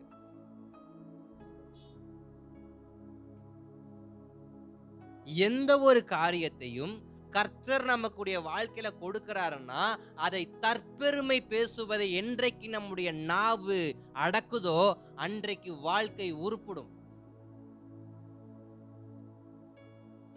எதை எடுத்தாலும் தற்பெருமை. ஏன்னா அதுக்கேற்ற மாதிரி இன்னைக்கு போன் வேற வந்துருச்சா, கேட்கவே வேணாம். வீட்டில் ரங்கோலி போட்டா ஒரு ஸ்டேட்டஸ், நான் போட்டேன், நான் தான் போட்டேன். வீட்டில் சமைச்சா ஒரு ஸ்டேட்டஸ், நான் தான் சமைச்சேன். எது செஞ்சாலும் தற்பெருமைக்காக. நீங்க எல்லாரும் இந்த இன்ஸ்டாகிராம்ல தள்ளிக்கிட்டே போவீங்களே ரீல்ஸ், அதுல ஒரு கண்டென்ட் ஒன்று இருக்கு, பார்த்துருக்கீங்களா? அதுக்கு பேர் என்ன? பிளாக். கரெக்ட். அதுல பண்றவங்களாம் நீங்க பார்த்துருக்கீங்களா? அவர்கள் பெருமையை வெளியே கொண்டு வருவதற்காக. யார் பெருமையை? அவர்கள் பெருமையை அவர்கள் வெளியே கொண்டு வந்து, நான் இதை வாங்கினேன், நான் இதை ஆர்டர் பண்ணேன், இது இவ்வளவு நல்லா இருக்கு, நீங்களும் வாங்கி என்ன பண்ணுங்க. அப்போ ஒருவருடைய தற்பெருமையை எடுத்து எடுத்து எடுத்து மற்றவனுக்குள் கொடுத்து அதை அவனுக்குள் ஆசையை உருவாக்கி, அவனுக்குள் ஒரு ஏமாற்றத்தை உருவாக்கி, அவனுக்குள் ஒரு சண்டையை, அவனுக்குள் ஒரு காரியத்தை ஒருவன் பிறப்பிக்கிறான்னா அவனுடைய வாழ்க்கையில கர்த்தருடைய கோபம் எவ்வளவு அதிகமா இருக்கும். ஏன்னா வேதத்துல கொரிந்தியர்ல ஒரு வார்த்தை இருக்கு, என்னன்னா, உன் சகோதரனுக்கு நீ என்னைக்கு என்ன பண்ணக்கூடாது, இடரலா இருக்க கூடாது. அது உன் சகோதரனுக்கு இடரல் என்னப்பட்டால் அவன் நிமித்தம் அதை விட்டு நீ என்ன பண்ணணும், வெளியில போயிடணும். தற்பெருமை பேசுறதுனால உங்க சகோதரர்கள ஒருவருக்கு இடரல் உண்டாகுதா? தற்பெருமையை நிறுத்து. நீ ஆசீர்வதிக்கப்பட்ட விஷயத்தை நீ வெளியில சொல்றதுனால ஒருத்தர் இடரல் அடைகிறாரா? ஆசீர்வாதத்தை புகழ்ந்து தள்ளுற அந்த பெருமையின் அந்த வார்த்தையை நிறுத்து. உனக்கு கர்த்தர் கிருபையா கொடுத்தாரு, அதையே நீ போலாராம பேசிட்டு இருக்கிற. இதைத்தான் எசேக்கியேலுக்கு சொன்னாரு, உனக்கு ஜீவனை கொடுத்தது கர்த்தருடைய கிருபை. ஆனா நீ என்ன பண்ணிட்டு இருக்கிற? புகழாரம் பாடிக்கிட்டு இருக்கிற. புகழாரம் பாடவையா உனக்கு கர்த்தர் ஜீவனை கொடுத்தாரு? புகழாரம் பாடவா கர்த்தர் உனக்கு வாரிசை கொடுத்தாரு? எதுக்கு கொடுத்தாரு? அவருக்கு மகிமையை செலுத்துவன்னு பார்த்தா நீங்க தற்பெருமையை பேசிட்டு இருக்கன்னு சொல்லிட்டு தீர்க்கதரிசியை கொண்டு கர்த்தர் எசேக்கியாவுக்கு ஒரு வார்த்தையை கொடுத்துட்டு போறாரு. அதேதான் இங்க பாபிலோன் ராஜாவுக்கு நடந்துச்சு. அவன் நல்லவனா இருக்கிறதுனால அவன் வாழ்க்கையில கர்த்தர் நன்மைகளை அனுமதிச்சார். பாபிலோன் ராஜா தன் தேசத்து பிள்ளைகளாகிய தானியேலை நேசிக்கிறபடியினால், சாத்ராக் மேஷாக் ஆபேத்நேகோவை நேசிக்கிறபடியினால், தேவ பிள்ளைகளை நேசிக்கிறபடியினால், நேசிக்கிறவனுக்கு தேவன் நேசம் கொடுத்தார். அதனால பாபிலோன் அரண்மனை கட்டப்பட்டது, தொங்கு தோட்டங்கள் அமைக்கப்பட்டது, அரண்மனைக்குள்ளே நீர்வீழ்ச்சிகள் வருவது போல அமைக்கப்பட்டது, சுற்றி ஒரு நல்ல பாதுகாப்பு. இப்படி பயங்கரமான ஆலோசனைகள்லாம் கொடுக்க காரணம் என்ன? அவன் என்னுடைய ஜனங்களை நேசிக்கிறதுனால நான் அவனுக்கு என்ன பண்றேன், இதெல்லாம் கொடுக்கிறேன்னு சொல்லி கிருபையா கொடுத்தார். அதற்கு மேல இருக்கிற வசனத்துலதான் தானியேல் தெளிவா சொல்லியிருப்பாரு, நீ பெருமை பீத்துனா, நீ பெருமையை பேசுனா, நீ அடுத்த செகண்ட் என்ன பண்ண மாட்ட, இருக்க மாட்ட, பாத்துக்கன்னு தெளிவா சொல்றாரு. ஆனா அந்த வாய் இருக்கு பாத்தீங்களா, இந்த வாயின் வார்த்தைக்கு என்ன வைக்கணுமா? காவல் வைக்கணுமா? தாவீது தானே சொன்னார், என் வாயின் வார்த்தைக்கு என்ன பண்ணுங்க, காவல் வைங்க. வாயாலதாப்பா நான் வாழ்க்கை கேட்டு என்ன பண்றேன், அலைகிறேன். அவ்வளவு சொல்லியும் பாபிலோன் ராஜாவை நேபுகாத்நேச்சருடைய வாய் என்ன பண்ணல, அடங்கல. வாய் அடங்காம ஒரு முறைத்தான் சொல்லி பாப்பேன்னு என்னுடையதுன்னா, நான் கட்டியதுன்னா முடிஞ்சு. என்னாச்சு? அப்ப ராஜாவுக்கு வந்த என்ன? தற்பெருமை. எத்தனை பேருக்கு தற்பெருமை பேசுற பழக்கம் இருக்கு? நான் வாங்கி வச்சேன். எத்தனை பேர் சொல்லியிருக்கீங்க? நான் வாங்கி கொடுத்தேன். வாங்கினவனுக்கும் கொடுத்தவனுக்கும் தெரிஞ்சா போதும். இது தவிர மூணாவது ஆளுக்கு யாருக்கு சொல்லியிருக்கீங்க? நான் வாங்கி கொடுக்கிறேன்னு சொல்றது வேற, அது எனக்கும் கொடுக்கிறவனுக்கும் வாங்குறவனுக்குமா இருக்கிறதான விஷயம். இதை தவிர மூணாவது ஆளுக்கு யாருக்கு போச்சு? நான் தான் கொடுத்தேன். தெரியுமா உனக்கு? என்கிட்ட தான் கேட்டான், நான் தான் கொடுத்தேன். நான் தான் அதை வாங்கி கொடுத்தேன், நான் தான் இதை வாங்கி கொடுத்தேன்.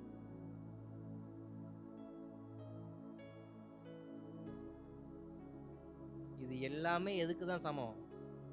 தற்பெருமை. ஃப்ரெண்ட்ஸுக்குள்ள கூட இந்த மாதிரி தற்பெருமை என்ன பண்ணக்கூடாது, பேசக்கூடாது. ஒரு ஃப்ரெண்டுக்கு ஒரு ஃப்ரெண்டு உதவி செய்யறனா அது வேற. அதை நீ இன்னொரு இடத்துல போய் இன்னொரு ஃப்ரெண்டு கிட்ட சொல்றனா நீ அப்படி என்ன அர்த்தம்? ஃப்ரெண்டா செய்யல, பெருமைக்காக பண்ணிருக்கிற. பெருமைக்காக எருமை என்னைக்கு என்ன பண்ணக்கூடாது, மேய்க்கவே கூடாது. கடைசியில உண்மையாவே எருமை மேய்க்கிற வேலைக்கு போற மாதிரி ஆயிரும். என்றைக்கும் தற்பெருமை என்ன பண்ணக்கூடாது, பேசக்கூடாது.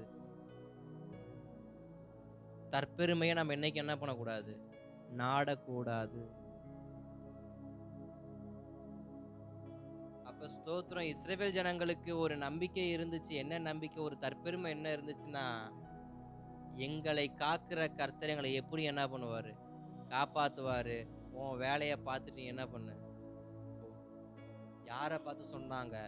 தேவனுடைய தீர்க்கதரிசியை பார்த்து. யாரை பார்த்து? தேவனுடைய வார்த்தையை சுமக்கிற தேவ மனுஷனாகிய தேவனுடைய தீர்க்கதரிசியை பார்த்து அற்பமான வார்த்தைகளை சிந்தினவர்கள் தான் இந்த இஸ்ரவேல் ஜனங்கள். அதனால் என்னமோ தெரியல, அவங்களுடைய நம்பிக்கையை எல்லாம் கர்த்தர் கொஞ்சமா அடிச்சு நம்பிக்கையற்ற ஒரு ஜனங்களாய் கர்த்தர் மாற்றினார். இன்னும் சொல்ல போனா அகதிகளா மாத்திட்டார். அவங்களுக்கு நம்பிக்கை இருக்காது, ஓடி ஒளிய இடம் கிடையாது. வாழ்றதுக்கு வழி கிடையாது, வேலை செய்ய வேலை கிடையாது. எவன் ஒருவன் பெருமையின் உச்சத்தில் இருக்கிறானோ அவனை கர்த்தர் கீழே கொண்டு வந்து அவனுக்கு வேண்டிய சகல சௌக்கியத்தையும் செஞ்சுதான் என்ன பண்ணுவார், அனுப்புவார். அதனால இன்றைக்கு ஒரு வேலை இது வரைக்கும் நீங்க இப்படிப்பட்ட சுபாவம் உடைய நமக்கு இருக்கும்னா, நம்ம இருதயத்துல நம்முடைய வார்த்தையில நம்மளை அறியாமலேயே நமக்கு இந்த சுபாவம் இருக்கும்னா இன்றைக்கே ஒப்பு கொடுத்துருங்க. ஆண்டவர், இனி ஒரு நாளும் ஒருபோதும் நான் என் வாயில பெருமை என்ன பண்ண மாட்டேன், பேச மாட்டேன். ஒரு நாள் நான் செஞ்ச உதவியை யாருக்கு என்னைக்கு என்ன பண்ண மாட்டேன், சொல்லி காட்ட மாட்டேன். அது உயர்வானாலும் சரி, தாழ்வானாலும் சரி, சண்டையானாலும் சரி, சமாதானமானாலும் சரி, நான் செய்தவைகளை நான் ஒரு நாளும் மற்றவனுக்கு முன்பாக பெருமையாய் நான் பேச மாட்டேன். வாய்க்கு காவல் வையும். இந்த ஜெபத்தை பண்ணுங்க, எல்லாமே கிடைக்கும். எல்லா ஆசீர்வாதம் என்ன பண்ணும், கிடைக்கும். இந்த வாயால தான் இளையகுமார் என்ன பண்ணான், கேட்டான். இந்த வாயால தான் நேபுகாத்நேச்சர் என்ன பண்ணான், கேட்டான். ஸ்தோத்திரம். அதே புத்தகத்துல திருப்பிக் கொள்ளுங்க. 5ஆம் அதிகாரம் 23வது வசனத்தை வாசிக்கலாமா? 21, 22 வாசிக்கலாமா? 5, 21, 22, 20 வாசிங்க. அவருடைய இருதயம் மேட்டிமையாகி அவருடைய ஆவி கர்வத்தினாலே கடினப்பட்ட போது அவர் தமது சிங்காசனத்திலிருந்து தள்ளப்பட்டார். அவருடைய மகிமை அவரை விட்டு அகன்று போயிற்று. போதும். இங்க வேதத்துல இன்னொரு வார்த்தையை போடப்பட்டிருக்கு. என்ன வார்த்தை போடப்பட்டிருக்கு? மேட்டிமையாகி ஆவியில் கர்வத்தினாலே கடினப்படுத்தினான். இது எத்தனை பேருக்கு இருக்கு?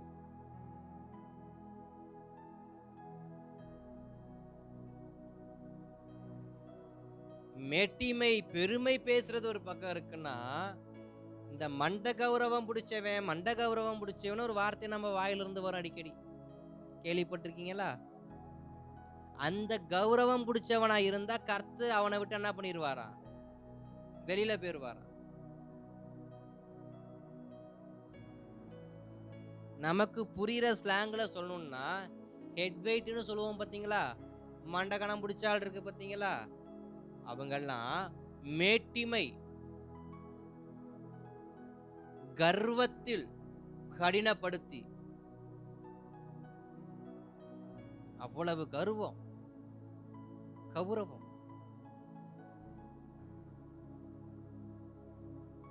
எத்தனை பேருக்கு தெரியும்னு தெரியல, நம்ம தேசத்துல ஆணவ கொலையோட கர்வ கொலை தான் என்ன பண்ணுது, கர்வத்துக்கே கொண்டு போயிடுறாங்க. வைராக்கியத்துக்கே பாதி கொலை என்ன பண்ணுது. எதிர்த்து பேசிட்டா போதும், எப்படா என்னைய பார்த்து பேசலாம், ஒரு வெட்டு முடிஞ்சு.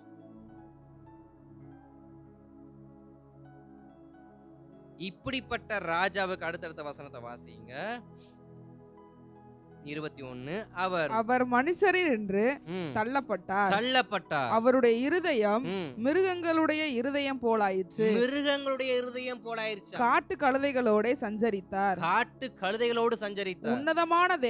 உன்னதமான தேவன் மனுஷரின் ராஜ்யத்தில் ஆளுகை செய்து தமக்கு சித்தமானவைகளை அதன் மேல் அதிகாரியாக்குகிறார் என்று அவர் உணர்ந்து கொள்ளும் மட்டும் மாடுகளை போல் புல்லை மேய்ந்தார்.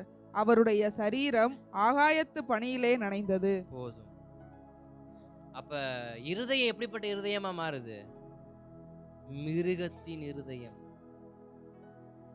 மிருக குணமுள்ள மனிதர்கள்.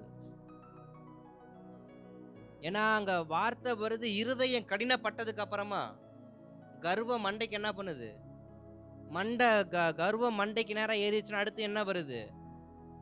அங்க வசனத்துல 21 போடப்பட்டிருக்கிறது, அவன் மனுஷனுடைய சந்ததியிலிருந்தே அவன் தள்ளப்படுறான்.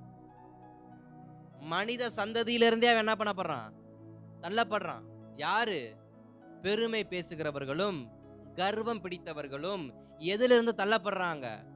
மனித கோத்திரத்திலிருந்தே அவர்கள் தள்ளப்பட்டு மிருகத்தின் கோத்திரத்துக்குள் போகிறார்கள். நான் மனித கோத்திரமா மிருக கோத்திரமா? அல்லேலூயா. கவனிக்கிறீங்களா? மனித கோத்திரமா மிருக கோத்திரமா?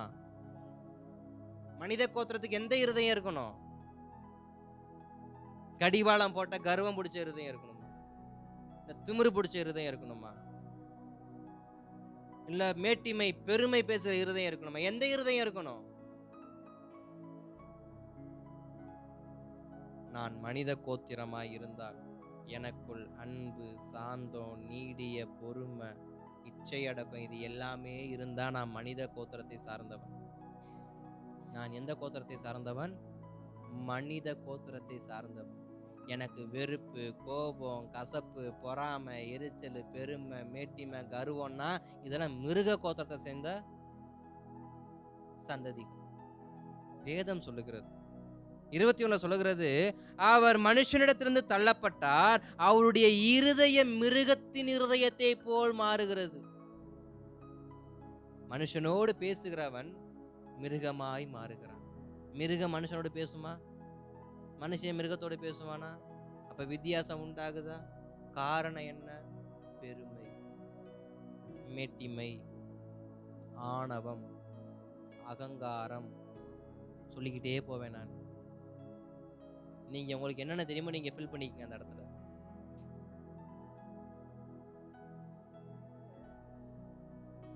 நாம் தேவ சமூகத்தில் தாழ்மையோடு இருக்கிற வரைக்கும் கர்த்தர் கிருபை நமக்கு இருந்து கொண்டே இருக்கும். தாழ்மையை விட்டு விலகி செயல்பட ஆரம்பிச்சோம்னா கர்த்தரே நம்மளை தள்ளி விட்டுருவார். இதுக்கு மேல உன்னைய வச்சு என்னால என்ன பண்ண முடியாது. அதாவது ஒரு 10 ரூபாய் நோட்டு இல்ல ஒரு 500 ரூபாய் நோட்டை கொஞ்சமா கிழிச்சு ஒட்டி கொடுத்தா என்ன பண்ணிக்குவாங்க? ஒட்டி கொடுத்தா வாங்குறாங்கன்னு கத்திரிக்கோலை வச்சு வெட்டி வெட்டி வெட்டி வெட்டி வெட்டி கந்திரகோலமா வெட்டி ஒட்டி கொடுத்தா யாராவது வாங்குவாங்களா? இன்றைக்கு அநேக இருதயம் எப்படிதான் இருக்கு, கந்திரகோலமா இருக்கு. அப்புறம் கர்த்தர் சமூகத்துல மாத்திரம் ஜபமா இருக்கு. எப்படி அந்த ஜபம் செயல்படும்? எப்படி அந்த ஜபம் வேல்யூ உள்ள ஜபமா மாறும்? கொஞ்சமா ஓரமா கிழிஞ்சிருந்தா சரிப்படுத்தலாம். சரிப்படுத்தப்பட்டதை வாங்கிக்கிறாங்கன்ற ஒரு ஆணவத்துல கச்ச கச்ச கச்ச கச்ச கச்ச கச்சன்னு வெட்டி, இந்த பேப்பர் கட்டிங் மிஷின்ல பணத்தை கொடுத்து வெட்டி எறிஞ்ச மாதிரி கொத்துக்கறி மாதிரி வெட்டி அதை ஒவ்வொன்னா ஒட்டி பசில் மாதிரி சேர்த்து கொடுத்தா யார் அதை வாங்க? அதுக்கான வேல்யூ எங்க இருக்கு? நம்முடைய இருதயம் கொஞ்சம் சேதப்படலாம், கர்த்தர் கிருபை தருவார். இருதயம் பசில் போல சேதப்பட்டு ஒட்டி போகப்பட்டிருக்கு அப்படின்னா நிச்சயமா கிருபை கிடைக்காது, தள்ளப்பட்டு தான் போகும். அப்ப இருதயத்துல என்ன இருக்கக்கூடாது? அகங்காரம் இதெல்லாம் இல்லாம இருந்தோம்னா மனுஷன் மாதிரி கர்த்தர் நம்மள என்ன பண்ணுவாரு? அவருடைய பிள்ளையா என்ன பண்ணுவாரு? நடத்துவார். அவருடைய பிள்ளையா என்ன பண்ணுவாரு? நடத்துவார். அதற்கு அடுத்த வசனத்தை வாசிங்கன்னா 22 வாசிங்கன்னா, அவருடைய குமாரனாகிய பெல்சாத்சார் என்னும் நீரோ வென்றால் இதையெல்லாம் அறிந்திருந்தும் உமது இருதயத்தை தாழ்த்தாமல் பரலோகத்தின் ஆண்டவருக்கு விரோதமாக போதும் உம்மை உயர்த்தினீர். வேதம் சொல்லுகிறது இதெல்லாம் தெரிஞ்சிருந்தும் நீ என்ன பண்ற? இருதயத்தை என்ன பண்ண மாட்டேங்கிற? தாழ்த்த மாட்டேங்கிற. எனக்கு முன்பாக எத்தனையோ முன்னோடிகள், எனக்கு முன்பாக எத்தனையோ சாட்சிகள், எனக்கு முன்பாக எத்தனையோ அறிவுரைகள் நான் கேட்டிருந்தும் என் இருதயம் என்ன பண்ணல? திருந்தல. எவ்வளவு புத்தி சொல்லுதல் கேட்டாச்சு, எத்தனையோ கடினமான வார்த்தைகளை கேட்டாச்சு, ஆனா என்ன வரல? மாற்றம் வரல. மாற்றம் வராம அடுத்து என்ன வருது? அந்த வசனத்தை மறுபடியும் வாசிங்க. அவருடைய குமாரனாகிய பெல்சாத்சார் என்னும் நீரோ வென்றால் இதையெல்லாம் அறிந்திருந்தும் உமது இருதயத்தை தாழ்த்தாமல் பரலோகத்தின் ஆண்டவருக்கு விரோதமாக உம்மை உயர்த்தினீர். உம்மை உயர்த்தினீர். யார உயர்த்தினீர்? உன்னை நீயே உயர்த்தி கொள்ளுகிறாய். உன் தகப்பன் இந்த வேலையை செஞ்சுதான் கழுத மாதிரி என்ன பண்ணா? மேய்ஞ்சிக்கிட்டு இருந்தான். இப்ப நீ இதெல்லாம் கண்ணால பார்த்தும் நீ பெருமை பேசுறனா உன்னை எதுல சேர்க்கிறது? உன்னைய உங்க அப்பாவாவது வாய் தவறி இந்த வார்த்தையை விட்டு மாட்டிக்கிட்டாரு. நீ இதெல்லாம் கண்ணால பார்த்தும், இக்காலத்து சந்ததிகளுக்கான வார்த்தை தான் இது. நீங்கள் அநேக காரியங்களை கண்ணால் கண்டு செவிகளால் கேட்டு உணர்ந்திருந்தும் உணராத இருதயத்தோடு வாழ்றோம்னா நம்மை போல பரிதபிக்கப்பட்டவர்கள் யாரும் இருக்க போறது இல்ல. அவங்களுக்கான வார்த்தை தான் அடுத்தடுத்து வருது. வாசிங்க அப்படியே. பரலோகத்தின் ஆண்டவருக்கு விரோதமாக உம்மை உயர்த்தினீர், அவருடைய ஆலயத்தின் பாத்திரங்களை உமக்கு முன்பாக கொண்டு வந்தார்கள். நீரும் உம்முடைய பிரபுக்களும் உம்முடைய மனைவிகளும் உம்முடைய வைப்பாட்டிகளும் அவைகளில் திராட்சரசம் குடித்தீர்கள். இதுவுமின்றி தம்முடைய கையில் உமது சுவாசத்தை வைத்திருக்கிறவரும் உமது வழிகளுக்கு எல்லாம் அதிகாரியுமாகிய தேவனை நீர் மகிமைப்படுத்தாமல் காணாமலும் கேளாமலும் உணராமலும் இருக்கிற வெள்ளியும் பொன்னும் வெண்கலமும் இரும்பும் மரமும் கல்லும் ஆகிய தேவர்களை புகழ்ந்தீர். அப்பொழுது அந்த கையுறுப்பு அவரால் அனுப்பப்பட்டு இந்த எழுத்து எழுதப்பட்டது. எழுதப்பட்ட எழுத்து என்னவென்றால் மெனே மெனே தெக்கேல் உப்பார்சின் என்பதே. போதும் போதும். இந்த சந்ததிகளுக்கு வார்த்தை வருது. யாருக்குன்னா இக்காலத்து சந்ததிகளுக்கு, பிள்ளைகளுக்கான வார்த்தை. இதெல்லாம் தகப்பனார் செய்த தவறுகளை செய்கிற பிள்ளைகளுக்கு வரக்கூடிய வார்த்தை இது. நமக்கு முன்பாக இருந்த மூதாதையர்கள் செய்த தவறை செய்யக்கூடியதான இக்காலத்து பிள்ளைகளுக்கான வார்த்தை இது. உன் மூதாதையர்கள் செஞ்ச தவறு நிமித்தம், உன் தகப்பன் வீட்டார் செய்த தவறு நிமித்தம் அவருக்கு கிடைச்ச தண்டனை உனக்கு தெரிஞ்சிருந்தும் நீ என்ன பண்ற? அதை பின்தொடருகிற. உன்னுடைய தகப்பன் செய்த தவறுக்குத்தான் அவனுக்கு புல்மேயரான வாழ்க்கையை கொடுத்தேன், நீ ஏன் அதே தப்பு செய்யற? உன்னுடைய மூதாதையர்கள் எதன் மேல் நம்பிக்கை வைத்து வாழ்க்கையில் உயர்வடையாமல் போனார்களோ, ஒரு மனித இருதயம் இல்லாமல் போனார்களோ, நீயும் ஏன் அதே வழியை பின்பற்றி கொண்டு போய் கொண்டிருக்கிற? இது பிள்ளைகளுக்கான வார்த்தை தான், தகப்பன்களுக்கு இல்ல. தகப்பன்கள் செஞ்சிட்டு போன காரியத்துக்கு பிள்ளைங்க என்ன பண்றாங்க? அனுபவிக்கிறாங்க. அந்த பிள்ளைங்களுக்கு வார்த்தையை கொடுக்கிறார் கர்த்தர். உன் தகப்பனாரும் உன்னுடைய முன்னோர்களும் செய்த தவறுக்கு தான் உனக்கு நல்லா தெரியும். இப்படிப்பட்ட தவறுகள் உன்னுடைய வாழ்க்கையில இருக்கு, அவங்க சரிப்படுத்தணும். அவங்க சரிப்படுத்தாம மறிச்சிட்டாங்க, அவனுடைய வாழ்க்கை சரியில்லாம போயிருச்சு, மரணம் சரியில்லாம போயிருச்சு, குடும்பத்தின் சூழ்நிலை சரியில்லாம போச்சு, உனக்கு நல்லா தெரிஞ்சிச்சுல்ல. அப்புறம் நீயும் அதே தப்ப செய்யற. அப்ப நீ மாறணுமா இல்லையா? நீ தேவனை தேடணுமா இல்லையா? நீ தேவனை கனப்படுத்தணுமா இல்லையா? நீ தேவனை புகழணுமா இல்லையா? இதெல்லாம் தெரிஞ்சிருந்தும் நீ மட்டும் எப்படி துணிகரமா செயல்படுற?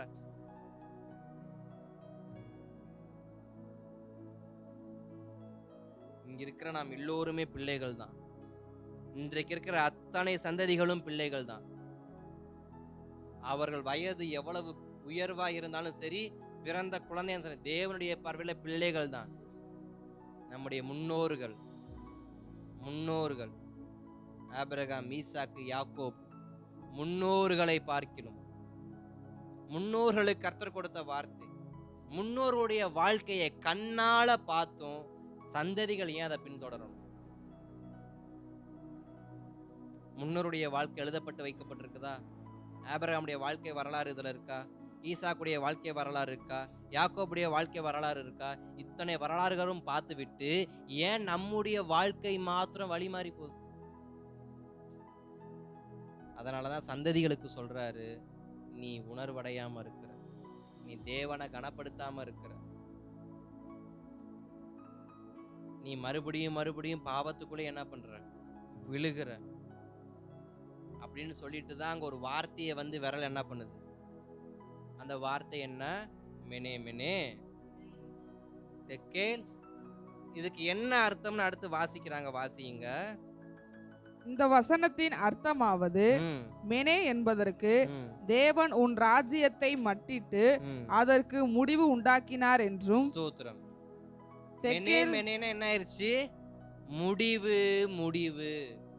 எதுக்கு முடிவு? ஓ ஆணவத்துக்கு முடிவு, ஓ மன கடினத்துக்கு ஒரு முடிவு, ஓ மேட்டிமையானதுக்கு ஒரு முடிவு அப்படின்னு எல்லாத்துக்கும் என்ன கொண்டு வராராம்? முடிவை கொண்டு வரார். அடுத்து வாசிங்க. தெக்கேல் என்பதற்கு நீ தராசிலே நிறுக்கப்பட்டு ம். குறைய காணப்பட்டாய் என்றும். எதை காணப்பட்டா? எதுல நிக்க வச்சிருக்காராம்? தராசில், வெயிட் மிஷின்ல கொண்டு போய் என்ன வச்சிருக்காராம்? நீதிமொழியில் ஒரு வார்த்தை அடிக்கடி வரும், கள்ள தராசு கர்த்தருக்கு. அப்ப அவருடைய கையில எப்படிப்பட்ட தராசு அவர் வச்சிருப்பாரு? நீதியான தராசு. அதுல நீதினா நீதிதான், அநீதினா அநீதிதான். கள்ள தராசு கர்த்தருக்கு அருவருப்பானது. அடுத்து தெக்கேல் என்ன சொல்றாரு? ஒரு தராசு வைக்கப்பட்டிருக்கு. அடுத்து வாசிங்க. பெரேஸ் என்பதற்கு உன் ராஜ்யம் பிரிக்கப்பட்டு மேதியருக்கும் பெர்ஷியருக்கும் கொடுக்கப்பட்டது என்று அர்த்தமாம். ஸ்தோத்திரம். வாசினா என்ன சொல்றாங்க? உன்னுடைய காரியங்கள் பிரிக்கப்படும், பங்கிடப்படும். அது நிலையா இருக்க போறது இல்ல. உன் காரியங்கள் பங்கிடப்பட போகிறது. பங்கு பிரித்து கொண்டு போனவர்கள் அதன் உரிமையாளராக என்ன பண்ணுவாங்க? மாறுவாங்க. இந்த வாட்ச் இருக்குன்னா, இந்த வாட்சுடையதான ஃபுல் செட் இருக்கிற வரைக்கும் அது ஒரு முழுமையான வாட்சா என்ன பண்ணும்? இதோடையதான ஹெட் ஒருத்தருக்கும் செயினை ஒருத்தருக்கும் கொடுத்ததுக்கு பேர் வாட்சா? இது எப்ப முழுமை அடையும்? இது முழுசா இருந்தாதான் அது வாட்ச். ஹெட் ஒருத்தருக்கும் ஃபர்ஸ்ட் செயின் ஒருத்தருக்கும் செகண்ட் செயின் ஒருத்தருக்கும் போயிருச்சுனாக்க அது அவங்க சொத்தா மாறிடும். செயினை வச்சு அவங்களும் வாட்சை உருவாக்க போறது கிடையாது. அது அவங்கள்ட்ட ஒரு 10ஓட 1 என்ன பண்ணும்? அப்ப மேதியருக்கும் பெர்சியருக்கும் கர்த்தர் பாபிலோன் ராஜ்யத்தை என்ன பண்ணாரு? பங்கிட்டு பங்கிட்டு பங்கிட்டு கொடுத்து பாபிலோன் என்னும் ராஜ்யம் ஒன்று இருந்ததற்கு தடமில்லாமல் பண்ணிட்டார். காரணம் என்ன? எல்லாம் தெரிந்தும் செய்த துணிகரத்திற்கு. தெரியாமல் செய்த தகப்பனுக்கு விடுதலையை கொடுத்தவர் தெரிந்து செய்த பிள்ளைகளுக்கு தண்டனையின் உச்சத்தை காண்பித்தார். நமக்கெல்லாம் தெரிஞ்சு பண்றோம், நமக்கான தண்டனையின் உச்சம் தெரியாது. நிச்சயமா தண்டனையின் உச்சம் என்னன்னு தெரியாது. இக்காலத்துல யார் தேவன்னு தெரிஞ்சும் துணிகரமா செய்யறாங்கல்ல, எது வேதனை தெரிஞ்சும் துணிகரமா செய்யறாங்கல்ல, எது உண்மையான ஆராதனை தெரிஞ்சும் சில துணிகரமா செய்யறாங்கல்ல, முடிவு இருக்கு. அதுக்கான முடிவு இருக்கு. அது சபைக்கும் சரி, புறஜாதிகளுக்கும் சரி, ரட்சிக்கப்பட்டவனுக்கும் சரி, ரட்சிக்கப்படாதவனுக்கும் சரி, ஊழியம் செய்கிறவர்களுக்கும் சரி, ஊழியம் செய்யாதவர்களுக்கும் சரி. ஏன்னா நாம் எல்லோருமே யார்தான்? சந்ததிகள். நம்முடைய நம்பிக்கை எது மேல இருக்கு? என் மேல எனக்கு நம்பிக்கை இருக்கு. உன் வேலையை பார்த்துட்டு நீ என்ன பண்ண? ஜெபிச்சாதான் அற்புதமா? டெய்லி உழைக்கணும். என் மேல எனக்கு நம்பிக்கை இருக்கு. உபவாசம் போட்டாதான் அற்புதமா? என் மேல எனக்கு நம்பிக்கை இருக்கு. என்றைக்கு கர்த்தர் மேல் நம்பிக்கை வைப்பதை விட தன் சொந்த சரீரத்தின் மேல் ஒருவன் நம்பிக்கை வைக்கிறானோ அன்றைக்கே சாப்டர் முடிஞ்சு. இது எல்லாம் தெரிஞ்சு சந்ததிகள் பண்ற சேட்டை இருக்கு பாத்தீங்களா? பங்கிட்டே கொடுத்துருவாரு. சரிக்கு சரியா எடை பார்த்து கொடுத்துருவாரு. கடைசியில பார்த்தா ஒரு பிடி மண்ணு கூட இருக்காது. அது மேதியருக்கும் பெர்சியருக்கும் என்னமாயிரும்? சொந்தமாய் போயிடும். நமக்கு முன்பாக கர்த்தர் நிறைய விஷயத்த வச்சிருக்கிறார். எப்படி மலைகள் விலகியது, எப்படி பர்வதம் நிலை பெயர்ந்து போனது என்கிறதான அநேக விஷயங்கள் கர்த்தர் நமக்கு முன்பாக வைத்திருக்கிறார். இந்த சந்ததிகள் படித்து தெரிந்து கொள்ள வேண்டும் என்றுதான் வேத வசனத்தை கர்த்தர் என்ன பண்ணியிருக்கிறாரு? எழுதியிருக்கிறார். இத்தனை இருந்தும் மன கடினத்திலேயே, மன கர்வத்திலேயே ஒருவனுடைய வாழ்க்கை போகும் என்றால் அவன் வாழ்க்கையில் மலைகளும் பர்வதங்களும் ஒரு நாளும் இருக்காது. அவன் வாழ்க்கையில் கர்த்தருடைய கிருபையும் இருக்காது, மன உருக்கமும் இருக்காது, நம் பேர் நினைவும் இருக்காது. யாருக்கு தெரியுமா மன உருக்கம் நிறைவு எல்லாமே? யார் ஒருவர் தன் சத்தத்திற்கு செவி கொடுக்கிறார்களோ, உண்மையாய் தன் சத்தத்துக்கு யாரு செவி கொடுக்கிறாங்களோ, உண்மையாய் யாரு கர்த்தரை நோக்கி பார்க்கறாங்களோ அவங்களுக்கு தான் அந்த இரக்கம் உருக்கம் எல்லாமே. சும்மா இருக்கிறவங்களுக்கு கிருபை என்ன பண்ணாது? கிடைக்காது. கௌரவத்தினால் சிலர் இழப்புகளுக்கு கர்த்தருடைய கிருபை கிடைக்காது. ஆணவத்தினால் இழந்த இழப்புகளுக்கு கர்த்தருடைய கிருபை கிடைக்காது. துணிகரத்தால் இழந்த இழப்புகளுக்கு கர்த்தருடைய கிருபை கிடைக்காது. உண்மையாவே ஏமாற்றப்பட்டிருந்தா மட்டும்தான் கர்த்தருடைய கிருபை. அதனாலதான் ஆரம்பத்திலேயே மொத்தமா ஒரே வார்த்தையில சொல்லிட்டாரு, அது விலகக்கூடிய காரியம். நீ நம்புகிற அனைத்தும் விலகி போகக்கூடிய காரியம். நீ நம்பி வந்தும் விலகாத ஒரே காரியம் என்றால் அது தேவனுடைய பர்வதம், அது கர்த்தருடைய பர்வதம். அதனாலதான் ஆபிரகாம் ஒரு வார்த்தையை சொல்லுவாரு, தேவனுடைய பர்வதத்தில் எல்லாம் பார்த்து கொள்ளப்படும், கர்த்தருடைய பர்வதங்கள் எல்லாம் பார்த்து கொள்ளப்படும். அவர் பார்த்துக்கிறார், அவர் பர்வதம் பார்த்து. அல்லேலூயா, ஸ்தோத்திரம். மலைகளும் பர்வதங்களும் நம் வாழ்க்கையில் இருந்தது விலகி போகக்கூடிய ஒன்றுதான். விலகி போகிற அந்த உலகத்தை நேசிப்பதை விட, விலகி போகிற அந்த மனிதர்களை நேசிப்பதை விட, விலகி போகிற ஆசைகளை நிறைவேற்றுவதை விட, விலகி போகிற கர்வமான வாழ்க்கையை வாழ்வதை விட, நம்மை விட்டு என்றும் எடுபடாத நல்ல பங்காகிய எம்பெருமான் இயேசுவையே உயர்த்தி வாழ்கிற கொஞ்ச காலத்தில் வாழ்ந்து விட்டோம் என்றால் மீதி பரலோக வாழ்க்கை நமக்கு ரொம்ப சந்தோஷமா இருக்கும். கொஞ்ச காலத்தில் உலகத்தில் வாழப்போகிறோம். இந்த கொஞ்ச காலத்தில் தேவனையே நேசிப்போன்னு சொன்னா பரலோகத்தில் மிகுந்த மகிழ்ச்சியை நம்மை போல யாருமே இருக்க மாட்டாங்க. இன்னைக்கு பாடு அனுபவிக்கிறோம், உலகத்துல கஷ்டம் அனுபவிக்கிறோம், நாளைக்கு பரலோகத்துக்கும் போய் வாசலை கூட பார்க்க முடியாம விரட்டி விடப்பட்ட இதை போல ஒரு ஸ்தோத்திரம் அவலட்சணமான ஒரு வாழ்க்கை யாருக்குமே என்ன பண்ணக்கூடாது, வந்துடக்கூடாது. நம்மள அவர் நேசிக்கிறபடினால அந்த வார்த்தையை கொடுத்திருக்கிறார். இன்னும் கர்த்தர் நேசிக்கிறார், இன்னும் நம்மள அநேகரை கர்த்தர் நேசிக்கிறார், நம்ம எல்லோரையும் நேசிக்கிறார். நேசிக்கிறனாலதான் சொல்றாரு, நீ நம்புற காரியம் அது விலகி போயிரும்பா, இப்பயாவது என் வார்த்தையை கேளு. நீ உன் தாயை நம்புனா, உன் தகப்பனை நம்புனா, அது மனுஷனை வானத்துக்கு கீழே பூமிக்கு மேல இருக்கிற நீ மனுஷனை நம்பினாலும் எதை நம்பினாலும் அது விலகக்கூடிய காரியம்ப்பா.